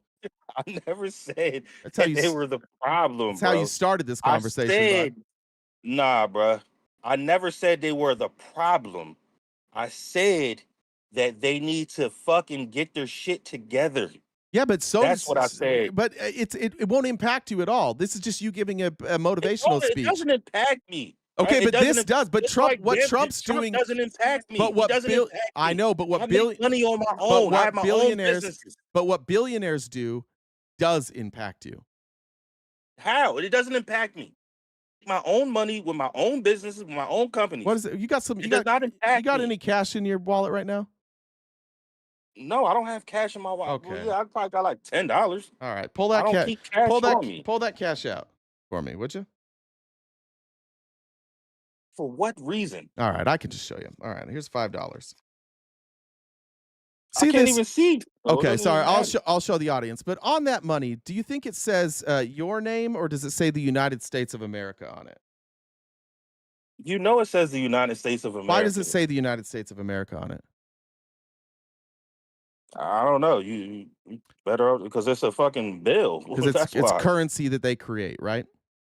Yes. And why do we have currency? Why do we have cash? You have to have cash or currency to trade. Right, but I'm before assuming. Great. Before there was cash, how did we trade? You traded with goods and commodities. Goods and commodities. Perfect. Great. We're on the same page. So we created like currencies so that trade. I know why. Please, the brother, please. I'm going to walk you through something. Just answer the questions. Thank you. The reason we have currency is so that you don't have to trade, right? And that money, the currency is supposed to circulate, and that allows for the expansion of economies, and that allows for economies to work more seamlessly, right? So if you take currency or you take money out of the system and it doesn't circulate, then that means that there is less money to go around for the middle class, for the poor, right? If one person takes billions of dollars out of circulation, then that means there's less money to go around, right? True. So when you say how do billionaires affect you, they affect you in a lot of ways. For example, I don't know if you're looking at buying a house anytime soon. Wherever you live, I already have a house. Okay, wherever you live, you've probably seen then if you've had it for a while, especially in the last like 5 years, the value of your house has skyrocketed, right? Facts. Okay, and 1 in 7 houses and 1 in 7 new home purchases in the last, I think, 6 years have been purchased by billionaires, people who own hedge funds. And these are all groups of people who go and they buy up houses, which takes houses off the market, but also oftentimes they're in bidding wars, so they overpay, and they have driven the housing market up to the point that average Americans can't buy houses anymore. Even like for you, wherever you live, you probably can't sell your house and then buy and then upgrade to a more expensive house. That's going to be really difficult. It has priced millions of Americans out of being able to own their own home. And that is done by billions. And that is done by for people billionaires. that's not me. I'm You're speaking for people that data. are not I'm me. speaking on data. I'm not speaking for anyone. I'm giving you the data. So there are going to be exceptions. The houses around my neighborhood get sold immediately. I rent my house because I have another property, and I have multiple properties, but I rent my property out. I don't think you followed what I said. You said that it makes it difficult for properties to be sold because No. these That's not what I said. No. Hold on. What I said is it makes it difficult for people to purchase a home because they're priced out. Oh, okay, my bad. Yeah, so only wealthy. Like it used to be, you could be like lower middle class and you could buy a home. That is for sure. There's very few places in America. There's very few places in America where you can be lower middle class and buy a home. There's a lot of places in America you're middle class and you can't buy a home. And that's not because poor people are selling their food stamps for weed money. That's because rich people are hoarding all the wealth. I do not like because I came up poor, bro. That's the only reason I said that. I'm not saying that, oh, well, poor people selling their food stamps or the reason. I did not say that. What I'm saying is anybody can get it now. No, they can't. It's more difficult now than it's can. ever been in your lifetime to get It's easier wealthy. now. It's You have harder. the It's way internet, harder you now. have- It's harder now. Okay, well, I guess we just have different views then. Okay, but it doesn't. This isn't about views. This is the other problem I have with the Republicans. Like, you don't know the answer to this. Is the way for you? You keep saying Republicans, bro. The way for you to I've find never- out, brother. no stop one in my family is a brother. Stop Republican, bro. focusing on No the wrong. one. You always focus on the wrong shit. Is it Well, easy? you keep saying the word Excuse me. Republican. Excuse me. I said this is what I have a problem with you and Republicans. That doesn't include you. It's you and Republicans. So just you're not listening. But it is harder now. Like the middle class is consolidating. It's getting smaller. Right? The wealth gap between the middle. So that's data that says it's more difficult to buy a house now than ever before. 60% of Americans have no savings. 70% of Americans have credit card debt. It is not easier now. It's fucking bullshit. Right now, 5 years ago, like if your salary 5 years ago was $100,000, in order to have keep up with inflation of where we're at now, 5 years later, it would need to be $125,000. And almost nobody's salary is going up $25,000. So again, like anecdotally, I know, but that's anecdotally. You have to look at the data on average. On average, is it easier or harder for people right now to get ahead? It's harder. 10 years ago, it was easier. 20 years ago, it was easier. 30 years ago, it was easier. 40 years ago, it was easier. This is not a good time. The millennials, Gen Z, they're looking at a future where they're like, I don't know if I can ever afford a house. Yes, that's what I see on the internet for sure. I say, I can't afford a house. That's why I talk. See all that. That's why I talk shit about this. That's why I talk shit about this dumb motherfucker and his rich friends who are stealing from us every day. Because he and his friends are stealing from us and lying to poor people and middle class people, saying, "I'm actually here for you. I'm doing shit for you," and they're never doing anything for you and I. They're always just doing shit for their rich friends. And you said it was 10 years from now, like so they've been lying from this administration, the last administration, the administration before that. Oh, look, I think the Biden administration took some steps to help the middle class. I do think that. I think Like what? The Chips and Science Act was good. Infrastructure Act was good. They extended tax breaks. What did that do? Because student loan relief. Yeah. Yeah, I'm not cool with the student loan relief, bro. Like I'm just not cool with that. I don't care. I don't care. Just taking loans and you just don't pay it back. Like, come on, man. Stop it. Stop it. Yeah, well, you don't even know what is student loan relief then. Don't you think you should know that before you have an opinion on it? Yeah, I should. Okay, so what loans did Biden forgive? What loans were they? I have no clue. If you say so why do you have? So why the fuck? Then why do you say why do you have an relief? opinion if you don't know? So then why say student loan I'll relief? explain it to you, but please stop answering. Then well, explain it to me. Then listen, I just asked. Hey, I asked you a question, and you're answering it with And a I told question. you I don't know. Okay, so the follow-up question was, why do you have an opinion on something that you don't know about? Because if you tell me student loan relief, try again. Then I'm going to think you're just relieving the people who took student loans, and you're just relieving them from their loans. Yeah. That's what the word says, right? Yeah. If you tell me I'm getting a vaccine, I think that I'm getting a vaccine and that I'm not going to be sick anymore. That's what a vaccine was. Well, that would be a very fucking stupid way to interpret what a vaccine is. I think that you have a problem is you don't understand like the baseline. Was the measles vaccine? You don't even understand the baseline of like what a vaccine does. Tell me what the student loan is then. So the Congress has approved a lot of time. People will go to school and then they wind up working for the government or in certain sectors of the government. And if they stay in that sector of the government for long enough, the government pays off their student loan. So Congress pre-authorizes that money to pay off these student loans to incentivize people to work for the government. All Joe Biden did is took the money that Congress had pre-authorized and he moved up the date when those loans would be forgiven. And so this gave relief. This gave real relief to middle-class people.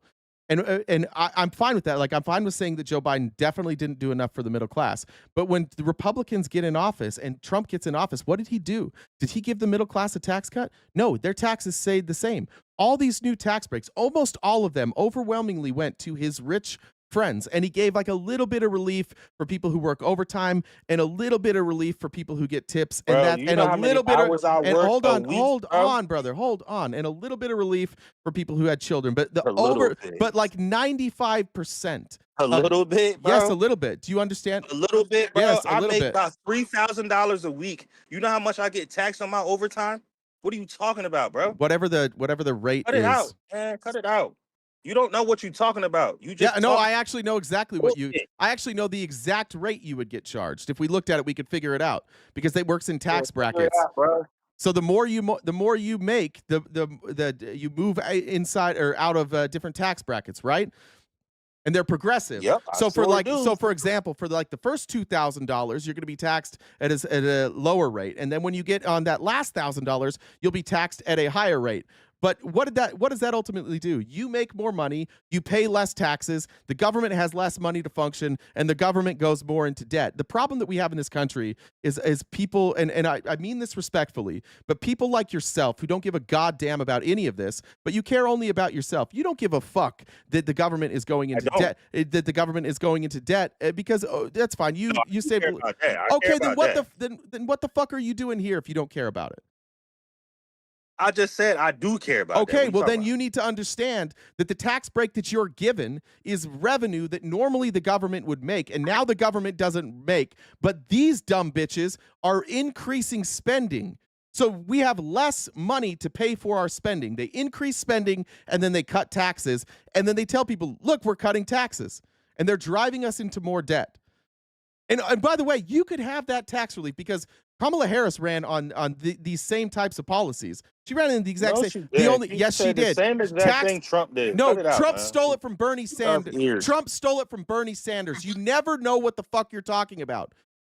You Bro, don't I know tell me. exactly what No, I'm talking about. no. Then did Trump? Bernie Sanders won Who came free up with the idea? Medicaid, Wait, excuse me. free Who came? medical for Excuse me. everybody, Excuse me. free Who's everything for excuse me. everybody. Excuse me. It's not free. It's again. You fucking don't know what you're Yeah, talking it's about. not free. You're Yeah, exactly and he right. doesn't It's not say, and he free. doesn't say it's free. But he's the one that came up with no tax on tips and no tax on overtime. And Trump stole that idea from him. And Kamala Harris, who was still That's making her unfortunate platform, because said, I used to fuck with "Excuse Bernie me, Sanders, shut the but fuck up. unfortunately, Shut the Democrats the don't fuck with him. up when I'm You know, talking, that's unfortunate. brother. Shut up when I'm talking, please. I don't Oh, you understand. shut the fuck up, bitch ass nigga. Don't fucking talk to me like you fucking lost your mind. I have not Fuck lost you my talking mind. about? Why? Yeah, you're Yeah, just. you are. The fuck you There we talking go. about? Here comes the crash out that they always Fuck get to. up. Yeah. Ain't no fucking crash out. You're just fucking stupid, man. Better stop You're just fucking saying, shut the stupid. fuck You up. have all If you this. wanna talk, You then have just all talk. this confidence. I am talking, and you won't shut the fuck up. You have way too much confidence won't for shut your the low fuck IQ. up. You have way too much confidence for being this fucking No, I stupid. live in the fucking real world. The fuck are you talking about? That's not a response to what I just said. I said you have too much confidence for being this stupid. No, I live in the real world. See, For again, you yeah, I being heard you the stupid. first time. That's not a response to this. This is just you It is a puffing. This response. is just you puffing out your chest right now because you got your pants pulled down. My chest is fucking sitting here in my fucking truck. Like, I just wanted to have a conversation with you. Then shut up about when I'm talking. certain Then things. shut up See, when you I'm keep talking. saying shut up. Like, nah, dog. This That's isn't not a how we talk to each conversation. other. That's It not how we is. talk to each other. That's how Nah, humans it's talk not. to each other. Nah. All right. Nah, it's not. Well, That's how you get slapped I in the mouth. appreciate you coming up. All right, boss. Appreciate it. See ya. Jesus Christ. Every fucking. You try and explain it to them. You try and explain it. They just want to be right. Just want to be right. Well, shout out to that dude. He's at least more brave than every Republican that's in here. So we'll give him that. Let me scroll up. Hey, what did you send me? Elon Musk dad's spills on bowling emeralds. Oh, gotcha. Elizabeth said, I fucking hate people who simp for billionaires who don't do shit for them. If you're going to simp for a billionaire, at least make sure they're helping us poor folks out. Johnny said, what a whining baby guest. Amanda said, Elon's internet is dog shit. Amy Lynn said, Trump offering student loan forgiveness for ICE. Is he really? Is he doing student loan forgiveness for ICE? Is that a real story? Caitlin said, Dollar Train. James said, for the light bill. Thank you, James. And then, there we go. Leslie said, Jay, it's the medical CEOs who are ripping off Medicare. Trump pardoned several for stealing billions from seniors when he left office in 2021. He also just pardoned a guy in Florida who was convicted of stealing hundreds of millions from Medicare. Yeah, Rick Scott. That's what Rick Scott did. Largest Medicare fraud in the history of the country. And at the time, I think it's been beat now. And then Republicans are like, that's our guy. Florida Republicans. They're like, we need people who steal from the government to stop poor people from stealing from the government. Did we get? Let me know if ICE is doing. Let's see. I'll just look it up. Is ICE? Well, actually, I'll cover some stories. I'll see if I can get to that tomorrow. All right, we're going to finish up with this. A lot of people have talked about this. Elise Slotkin went on Breaking Points, which is Crystal Ball, and I don't know Sagar's last name, to be honest.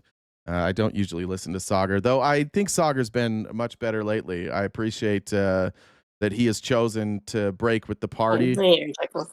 What's that? What'd you say? I just want to interject really fast before. So we've got about 20 minutes left for the show. So we're a ways back from the gift goal. So if you guys could help us out, we got a hard stop today. So please, Venmo, Cash App, PayPal, Super Chats, all that for the gift goal. And if you haven't already subscribed, please do that. Johnny said, I bet this guest steals wages from his employees. I don't think he had employees. I think he's worked for an employer. I'm sure he's a nice guy. I get frustrated, and it's probably mostly my fault, but I do get frustrated when people show up on a show and they want to have a discussion, and then they never want to get into the details. They just want to tell you a bunch of stories, and I'm too ADHD for that. Like, I'm not a guy that we're going to talk about like our feelings and our opinions without any data for 2 hours. Let me adjust this real quick. Oh, that's the wrong spot. Here.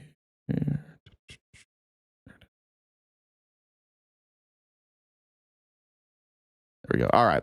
So Crystal and Sagar, their show's kind of cool, Breaking Points. Crystal is on the left, Sagar's on the right. They brought on Senator Alyssa Slotkin from New York, right? And Sagar just sat back. Crystal Ball seems like she's been waiting for this for a long time. She's also married. I don't know if you guys know this. She's married to Kyle Kulinski, who's another really good, I think, content creator. He's independent. He doesn't take any ad money. He's entirely crowdfunded. I like Kyle Kulinski a lot for his principles there, but this is his wife, Crystal, and she's got Alyssa Slotkin, and it just doesn't go well for Slotkin. And this is the type of energy we need from all of these folks. And I hope that during the break, all of these members of Congress go on YouTube and go on shows like this. And I hope they just get pounded relentlessly. So shout out Crystal Ball, MVP yesterday. And it's about 15 minutes or 12 minutes long. Those, calling them balls and strikes, if you will. Mm-hmm. So first of all, do you accept that Israel has a policy of enforced famine and starvation in the Gaza Strip? I think I literally put my name on a letter yesterday or last night that says like a policy of starvation, people are starting to starve. And in general, I served in places like Ramadi and Fallujah. I watched in 2004 and 2005, Al-Qaeda terrorists drag American citizens behind a vehicle until they died, right? Like horrible, and then string them up like a lynching. Okay. Shits and Giggles said, Americans have been spoiled. These are the consequences of not being forced to pay attention by circumstance. I like that. Still had a responsibility to get aid into Fallujah, despite the fact that we were fighting Al-Qaeda cells in Fallujah. And I have been clear about that. So this is a crime against humanity. Forced starvation is a crime against humanity. The occupying power has a responsibility to get aid into the war zone, period. So by the law of war. So in addition, do you accept that the Israeli plan, as reported by Haaretz, as discussed openly by ministers like Ben-Gvir and Smotrich, as thanks, Phil, backed by the President of the United States, is forced ethnic cleansing? I think we have, as recently as yesterday, the Prime Minister of Israel talking about forced migration into certain areas and then potentially out of the country. That is not legal. They've been saying that. I could find the video. We got flagged for it, and it has since been removed from YouTube. But there used to be a video that it was, I don't even remember the council. It was some like economic council from Israel where they talked about like their plan for Palestine, for that land. Like my problem with Slotkin here, like she's former CIA, she's former intelligence, she's former military. She should know that that existed. Like this isn't new. Just because Netanyahu is saying it publicly now and it's being reported publicly now doesn't mean that they haven't been saying this publicly the entire time. Donald Trump, when he took office, basically said like, we're going to get rid of Palestine and then we're going to come in and rebuild it. Trump has said that his entire presidency. I know it's only 6 months, but it's frustrating for Slotkin and members of Congress now to be like, oh, well, now they're saying this, so we've changed. They've been saying this the entire time. They have consistently been talking about wiping Palestine from the map and redeveloping it. That is not on any international standard since World War II. And I've been clear about that. So I would ask for a little bit of an open mind. Well, what I would ask is, listen, I'm a YouTuber. You know, I have my words, that's all I have. Yeah. But you're a United States Senator. Like you're not the president, but you have power. So what are you going to do? Because so far what we've seen, I mean, you voted for some of the aid that's been used to massacre children and innocents. You know, you have backed Israel, as far as I can tell, you know, from your voting record at almost every turn. You voted for a definition of anti-Semitism that would, you know, codify anti-Zionism as anti-Semitism. You voted as a member of the House to sanction the ICC for indicting Benjamin Netanyahu, who you just admitted is a war criminal, you know, by your own words. So are you going to join Senator Angus King, Senator Bernie Sanders in saying no more aid to this country that is committing war crimes against innocent civilians? I think the first thing, if you're asking about what to do with power, and Thanks, Kenyan Sky. I would offer that right now Democrats own nothing in Washington. So don't play powerless with me. You're a United States Senator. There are things you can do. In terms of who runs our foreign policy, I just think it's interesting, right, that there was a ton of protests when Democrats were in charge. There was a protest in Manhattan yesterday. Okay. I think it's fair. I'm so tired of all of these politicians. Now, remember, this is a Democrat here. This is Slotkin. I played a video of her 2 days ago that was very complimentary, so let's call balls and strikes. But it is so tiresome. Like, we just want to talk about what we can do about this situation in Gaza. And Slotkin wants to go, I just find it interesting that they were protesting more against Joe Biden than they are now. Yeah, I think people got tired. And also, people were being deported for protesting. There's a lot more fear around protesting than there was with Joe Biden. And Republicans love that. They brag about that all the time. But let's be honest about that. And you guys in Congress, Slotkin and the rest of you didn't do shit about that. You didn't do a god. In fact, some of you joined in and you're like, oh, these anti-Semitic protests because people were saying free Palestine and fuck Benjamin Netanyahu. And they're like, oh, that's anti-Semitic. And it never was anti-Semitic. But you guys sat back and let that happen. And now you're like, oh, we're powerless. Why were you guys boycotting more when Biden was in office? Because you could. Because you didn't have to worry about being deported, even if you're here legally. You didn't have to worry about being arrested. The schools didn't have to worry about the federal government coming after them for allowing free speech. That's why there's less protests now. It's a much scarier thing to protest against the Trump administration than the Biden administration. You felt a little more free back then. To say, just to be honest, that back and forth, like the number of protests that go on now versus before. Well, they were part of your political coalition. Well, not to mention, I mean, Senator Slotkin, that's fair. Obviously, I'm here. Yeah. I was very upset over the Biden administration policy. And as you can tell, I'm very upset over the Trump administration policy. Yeah. So let's deal not in strawman, but me and here and now. In terms of the tools that I have, the tools that we have in general, to me, the most important thing is a pressurized campaign to get aid into people who are starving. That to me is the number one, because that's the one is urgent and today. And that. But will you cut off aid to Israel so long as they're committing crimes against humanity? There is a difference between a weapon to protect a country from incoming missiles versus other type. Offensive and defensive weapons are different. So would you support offensive weapons ban? Like, would you stop any offensive aid to Israel? That certainly, to me, would be a place to look. But I'm not going to cut off a blanket next sale on a. Why? Well, look, we know they're doing a genocide. And so we'll help them with other stuff, but we'll do our best not to do like genocide. Like they're doing the genocide without the offensive weapons now, with the stuff that we were supplying them. Like we gave them all the weapons that allowed them to corral Palestinians into a corner, destroy their homes, destroy their cities, and now they don't need bombs anymore.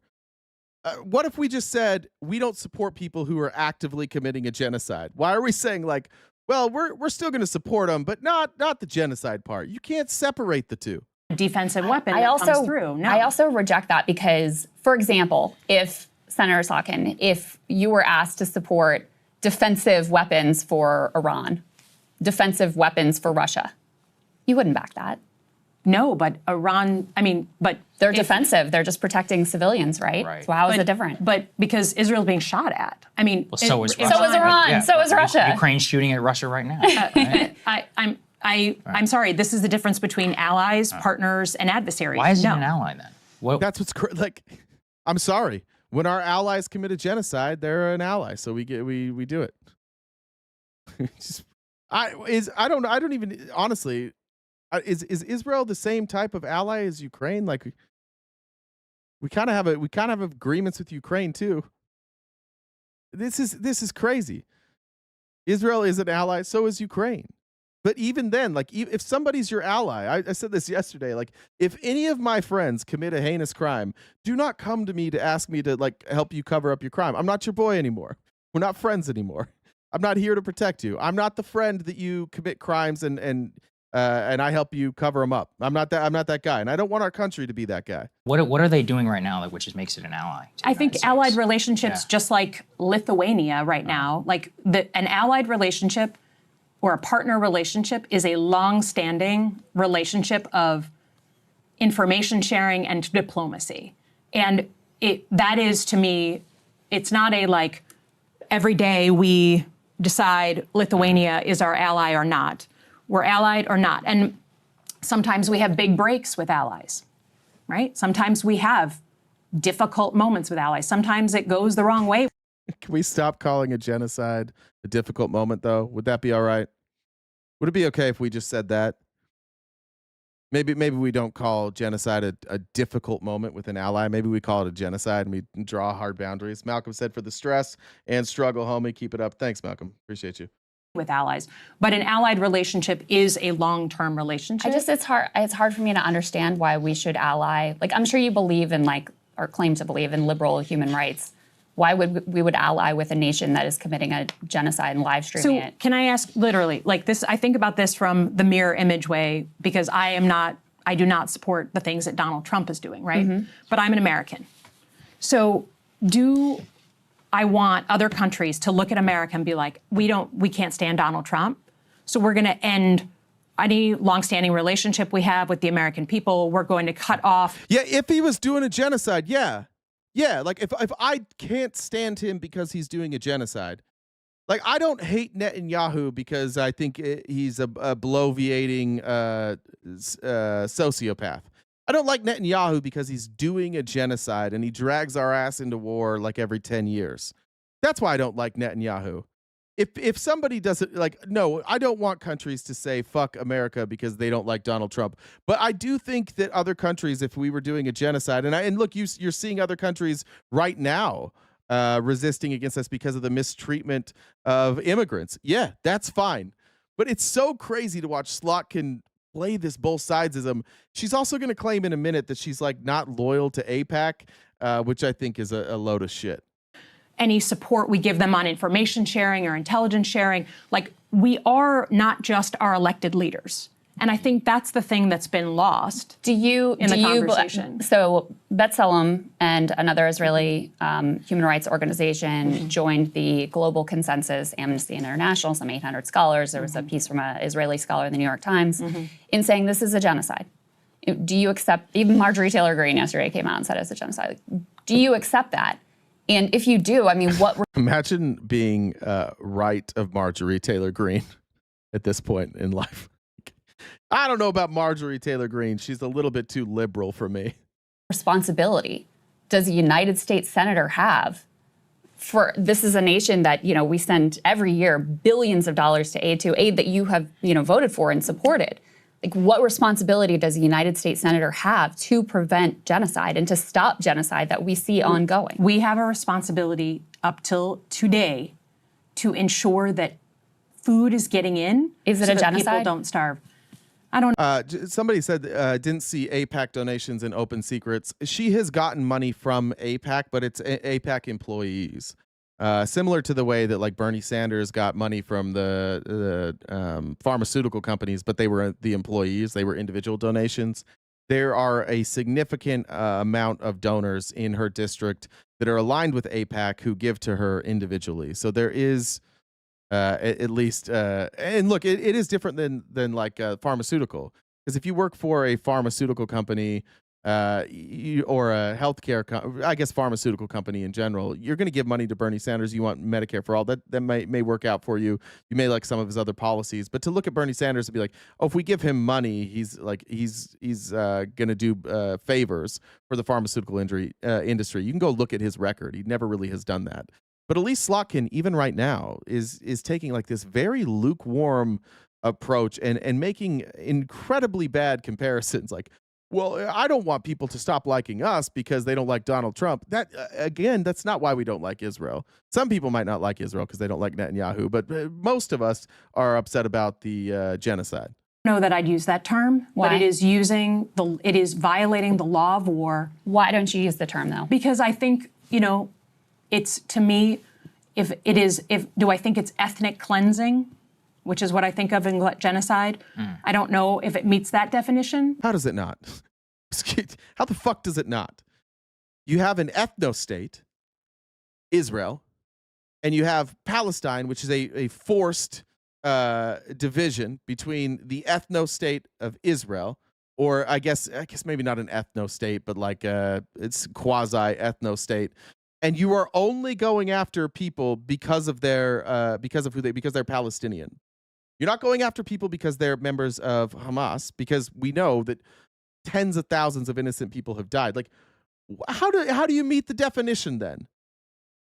How is this anything other than ethnic cleansing? You're targeting people, Palestinian people. You've now destroyed their entire, like all of their cities, and you have them in open air prisons now. You have them caged. You make them go into corrals to get their food. I'm not sure. I'm not really sure if I'm ready to make that leap yet. I don't know. I have this sneaking suspicion Netanyahu's not going after them going after just Palestinians. I don't know if I'm ready to make that leap. They're announcing but didn't you it. say it earlier that it was ethnic cleansing? You said that they wanted to force it. I mean, this is open from the Israeli government. Like, they're saying it. Their And from Minister Trump, of National too. Security, they come out and they're like, we don't need shells. We need shells, not food. And we need to encourage migration. They're saying it. You're not going to get me to Yeah. support what the Israeli government is saying right now. Right. I think the point I was trying to make is it's not just about, like, we have relationships with nations over time, regardless of who their leaders are. We have really tough moments. We have easier moments. But that doesn't, so I'm not willing. Can we please, for the love of God, Slotkin, stop calling a genocide tough moments, please? This is not a tough moment. It's a fucking genocide. To say that, like, I hate everything ever. Sure, into but so the future. even if you accept that they're committing a genocide, you still wouldn't cut off their aid? I think that defensive aid and offensive aid are different things, and I think at this point, So what if they're Nazi doing Germany, every single day, if is Nazi doing, Germany said we want defensive aid, I mean, it's just you have to see where they're all weapons that are being shipped. In they're another not using context, the weapons that they're using right now. I mean, to be honest, if you look at what's happening on the ground, the military part of this conflict is, for the most part, over. What they are doing, Senator, every single day is around aid, and they are hurting people they have around the slaughtered over delivery of 1,000 aid. people who were trust. That's a wild thing to say, that like the war part's over. No, the destruction of the buildings is over. The infrastructure is over. The bombing is over. The tanks are over. But we're still very much killing Palestinians over there. Starving people just trying to get aid. That is I not know you high, know this. That's not high intensity bombs. That's not the weapons that that we were talking about 2 years ago. It's just not. I'm sorry. Every single day, the military reports that I read, they are traditional. Like, this is a military that has a bad strategy. It is not the bombs that we were seeing 2 years ago. It's not a military that has a bad strategy. The strategy is forced starvation That and is- ethnic that is cleansing. not a- That's that is- their strategy, and their effect. And their I just wonder, like, she's a senator.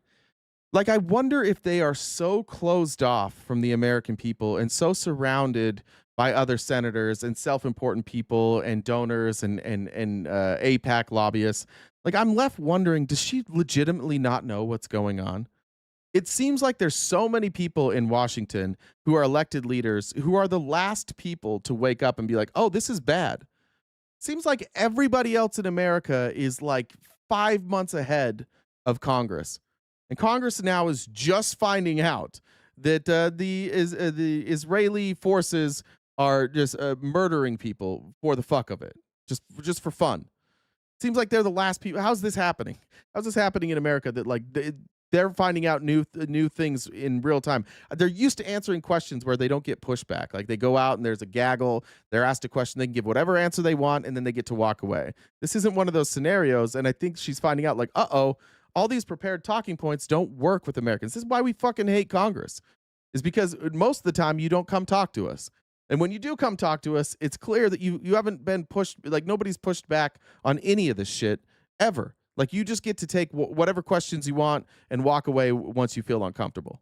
Accomplishing it very effectively with the full backing of the United States government, including, sadly, Democrats. Wow. And so a couple more questions that I know you have to run. I'm curious why you condemned Rashida Tlaib for using the rally chant, from the river to the sea, something she said for her evokes equal rights.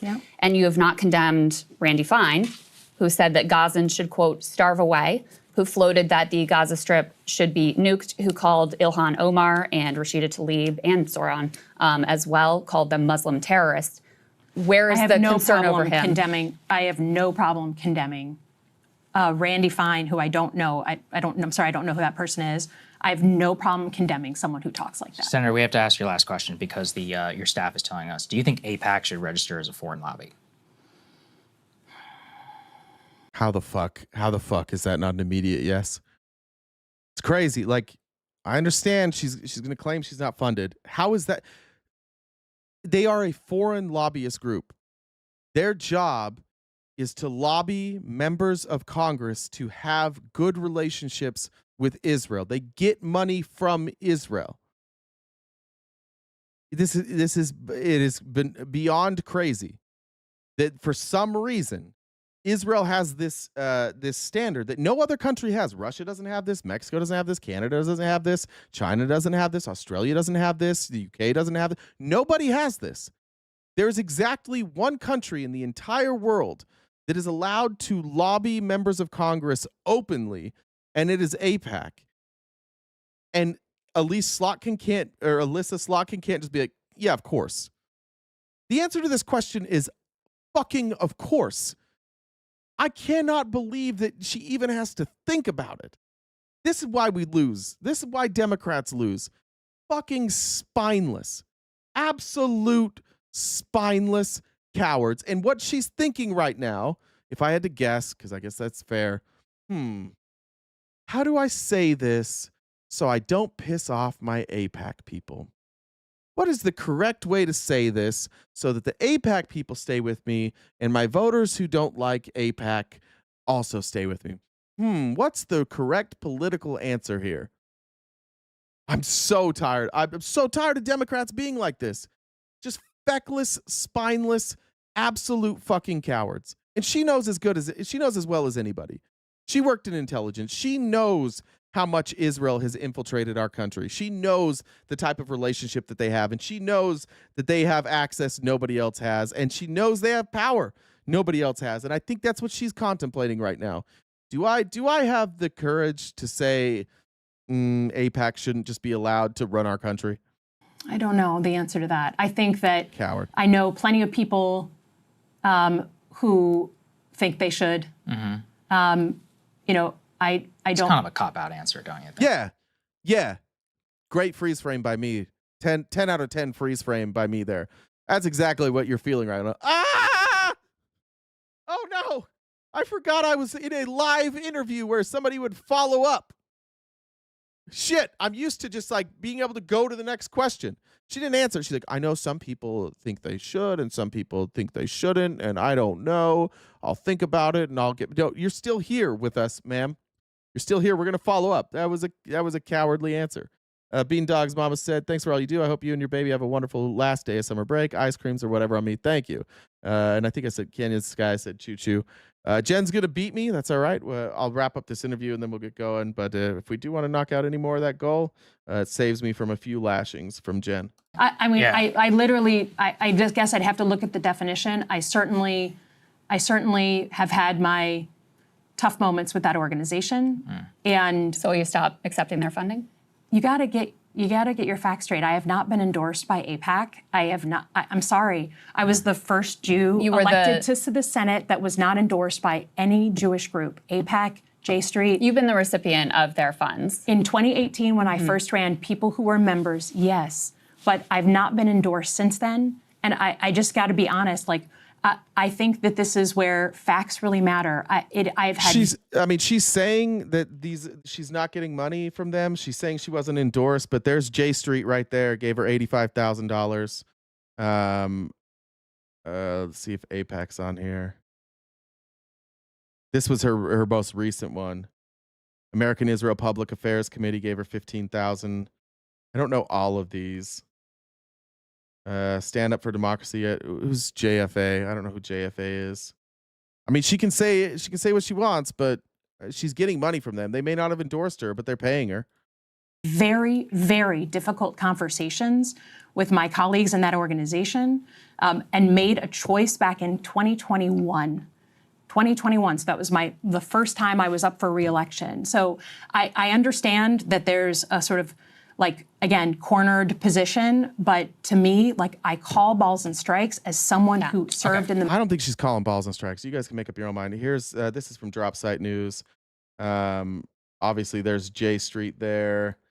Oh, that was the same one. Here is Slotkin Spangberger Victory Fund, Pro-Israel America PAC, covered that one, and American Israel Public Affairs. So yeah, I mean, what's that? 15,000, 37,000 plus... How much was here? 85. So we're, $120,000, $130,000 she got from those groups that she claims like aren't funding her in 2022. Doesn't seem very honest to me. I have one more question I have to ask you. We do the show. I really do my best to try to uphold, basic human rights, Palestinian humanity, oppose the killing of innocent civilians wherever that happens. And I have to tell you, I feel really guilty that I'm not doing enough. I think all the time about, I'm a mom, I think all the time about those moms who can't feed their babies. Mm-hmm. Those babies are starving to death. And I just want to know, you're a United States Senator, you did vote for some of the bombs that were dropped on refugee camps. When kids have been sniped in the head, tents firebombed, people set on fire. The entire Gaza Strip turned into rubble. And now we're seeing these emaciated bodies of babies starving to death every day. And I know what you can do. Does it eat you up? Does it eat you up? Do you think, what more could I do? Do you regret any of your votes? Do you regret let me tell any you what sort I of was working on this complicity? morning. A group of Jewish rabbis and Muslim community leaders came together with a proposal that we are working on just getting, if we can't get other aid in, at least get baby formula and nutritional supplements for children in. Let that be kind of a green light, never has a problem. No one's trying to eat baby formula other than a baby, right? That is the proposal that I've been working on all night and this morning. So in terms of what we're trying to do, there's not a moment that goes by that this isn't something that I'm working on and something that my own community, not online, but my own community has practical things that they want to do. They're willing to raise the money. They're willing to buy the formula. They're willing to do whatever we need to do to get it shipped in. That's how I spend my time. But you're not willing to cut off aid to Israel? That to me is the most effective thing that I can do today. This is a subtle question. Your staff is telling us you absolutely have to go. So we appreciate. She didn't answer the question. It was incredibly disappointing. From Slotkin, who I feel like has been doing some good things. And I do think we have to call balls and strikes. If we're going to be critical of her. We can call balls and strikes. Sometimes she does things well, but this is a real fucking problem that we have in what we like to pretend is a democracy. The overwhelming majority of Americans, from the far right to the far left, no longer want us funding Israel. It's our money. It's ours. They represent us. We want the genocide to end, and we no longer want to support Netanyahu. There's a small minority of people who do want to continue to support Netanyahu, and we have people like Alyssa Slotkin who are like, man, I'm not sure I'm ready to do what the American people want, because we've been friends with them for a long time. I'm not saying if you want to resume ties with Israel later on, fine, but like cut it off while Netanyahu's there. You want to make real change? Get rid of Netanyahu. Tell him we're not gonna fund you guys anymore while Netanyahu's there. He's a war criminal. As soon as this war is over, his own country is going to prosecute him for fraud. And the international courts, if the United States doesn't stand in the way, they're gonna prosecute him for war crimes. This is legitimately like a fascist dictator who has put their country under martial law in order to do a genocide. To carry out a genocide that he's been wanting to do forever. And in the meantime, he also convinced us to bomb Iran, just out of fucking nowhere. Are we going to forget that we bombed Iran for apparently no fucking reason? It didn't stop anything that was happening in Palestine. We were told it had something to do with Israel and Palestine. Like, Israel bombed Iran, and then this government's like, guys, look how bad Iran is. We're like, wait, Israel bombed them. What are you talking? And they're like, well, they're being bad, so we better bomb them. And then we bombed Iran. We've lost planes by fighting with the Houthis in Yemen. We've lost people. We now have American citizens who are being kidnapped. We have American citizens who have died. We have journalists who have been murdered. We have doctors, hostages. And we can't get Alyssa Slotkin to just be like, yeah, I don't think that we should fund these people anymore. That's what sucks about being in this country, and that's why we can end this on a positive note for Republicans and Democrats. Like, all these people need to go. We're recognizing in real time that people won't do the will of the American people, and that they will stand idly by while a genocide happens. And this isn't 1940 anymore. Like, you can't pretend that you didn't know this. Everybody has the internet. Everybody has Facebook. People have Twitter. Like, we have YouTube. This is accessible to everybody. There is no deniability. You can't be like, oh, you know what? I'm not really a person who watches the news or reads the newspaper. Millions of Americans just didn't know what was going on in Germany. And what happened in Germany, the same thing. I mean, we had a lot of sympathy for the Nazis over here. There was an American Nazi party. The conservatives over here, led by Henry Ford, they didn't really mind what Hitler was doing. It wasn't until we started getting actual visuals of what was going on in Germany that the American public changed. And that's what you're seeing now as well. And it's just so disappointing over and over to see our side of the aisle be the ones that are like, you know what, maybe the Republicans have a point. Maybe we're overreacting to Netanyahu doing a genocide. Bean said, thanks for all you do. I hope you and your baby have a wonderful last day of summer break. Ice creams or whatever on me. Oh, I read that one. Melissa said, have a great last day before school. Too soon. Mom and dad are not as cool anymore. I am officially not cool. My daughter told me that yesterday. She said, stop making jokes. You're just not funny. And that was devastating. Tiffany said, doing my part. Thank you, Tiffany. Susan said, good work as always. Appreciate all you do. I think I got everything. Let me double check, and then I got to get out of here. Let me scroll up and make sure I got all Jen's. Alyssa, thank you for the donation. Jackie said that thought dude had his own biz. How does he get overtime? I don't remember. Did he say he had his own business? I don't remember. I can't remember. All right, guys, I'll see you tomorrow. Remember, it's the last day of the week for me. Thursday, no Friendly Friday this week. But I'll be back tomorrow morning, 9:30 a.m. to 1 Pacific Standard Time right here on YouTube and Twitch and maybe TikTok. We'll see. But thank you guys so much for the support, for the growth. A bunch of new subscribers today. Make sure that you are a paid subscriber if you want to join us for our next members-only event, which will be a debate, I believe, between myself and Rob Noer. I'm just waiting on a confirmed date and topic. So probably next week I'll have that for you. Anyways, take care of yourself. Thanks, Jen. Thanks to all the mods. And thanks for all of you for being here. And thanks for, I forgot his name, Mr. B, I think it was. or Mr. P, thanks for coming up. I know you're getting roasted in the chat, but I appreciate you having the courage to come up and have a conversation. I'll see all of you guys tomorrow morning, bright and early. Stay cute and cool, and have a great summer.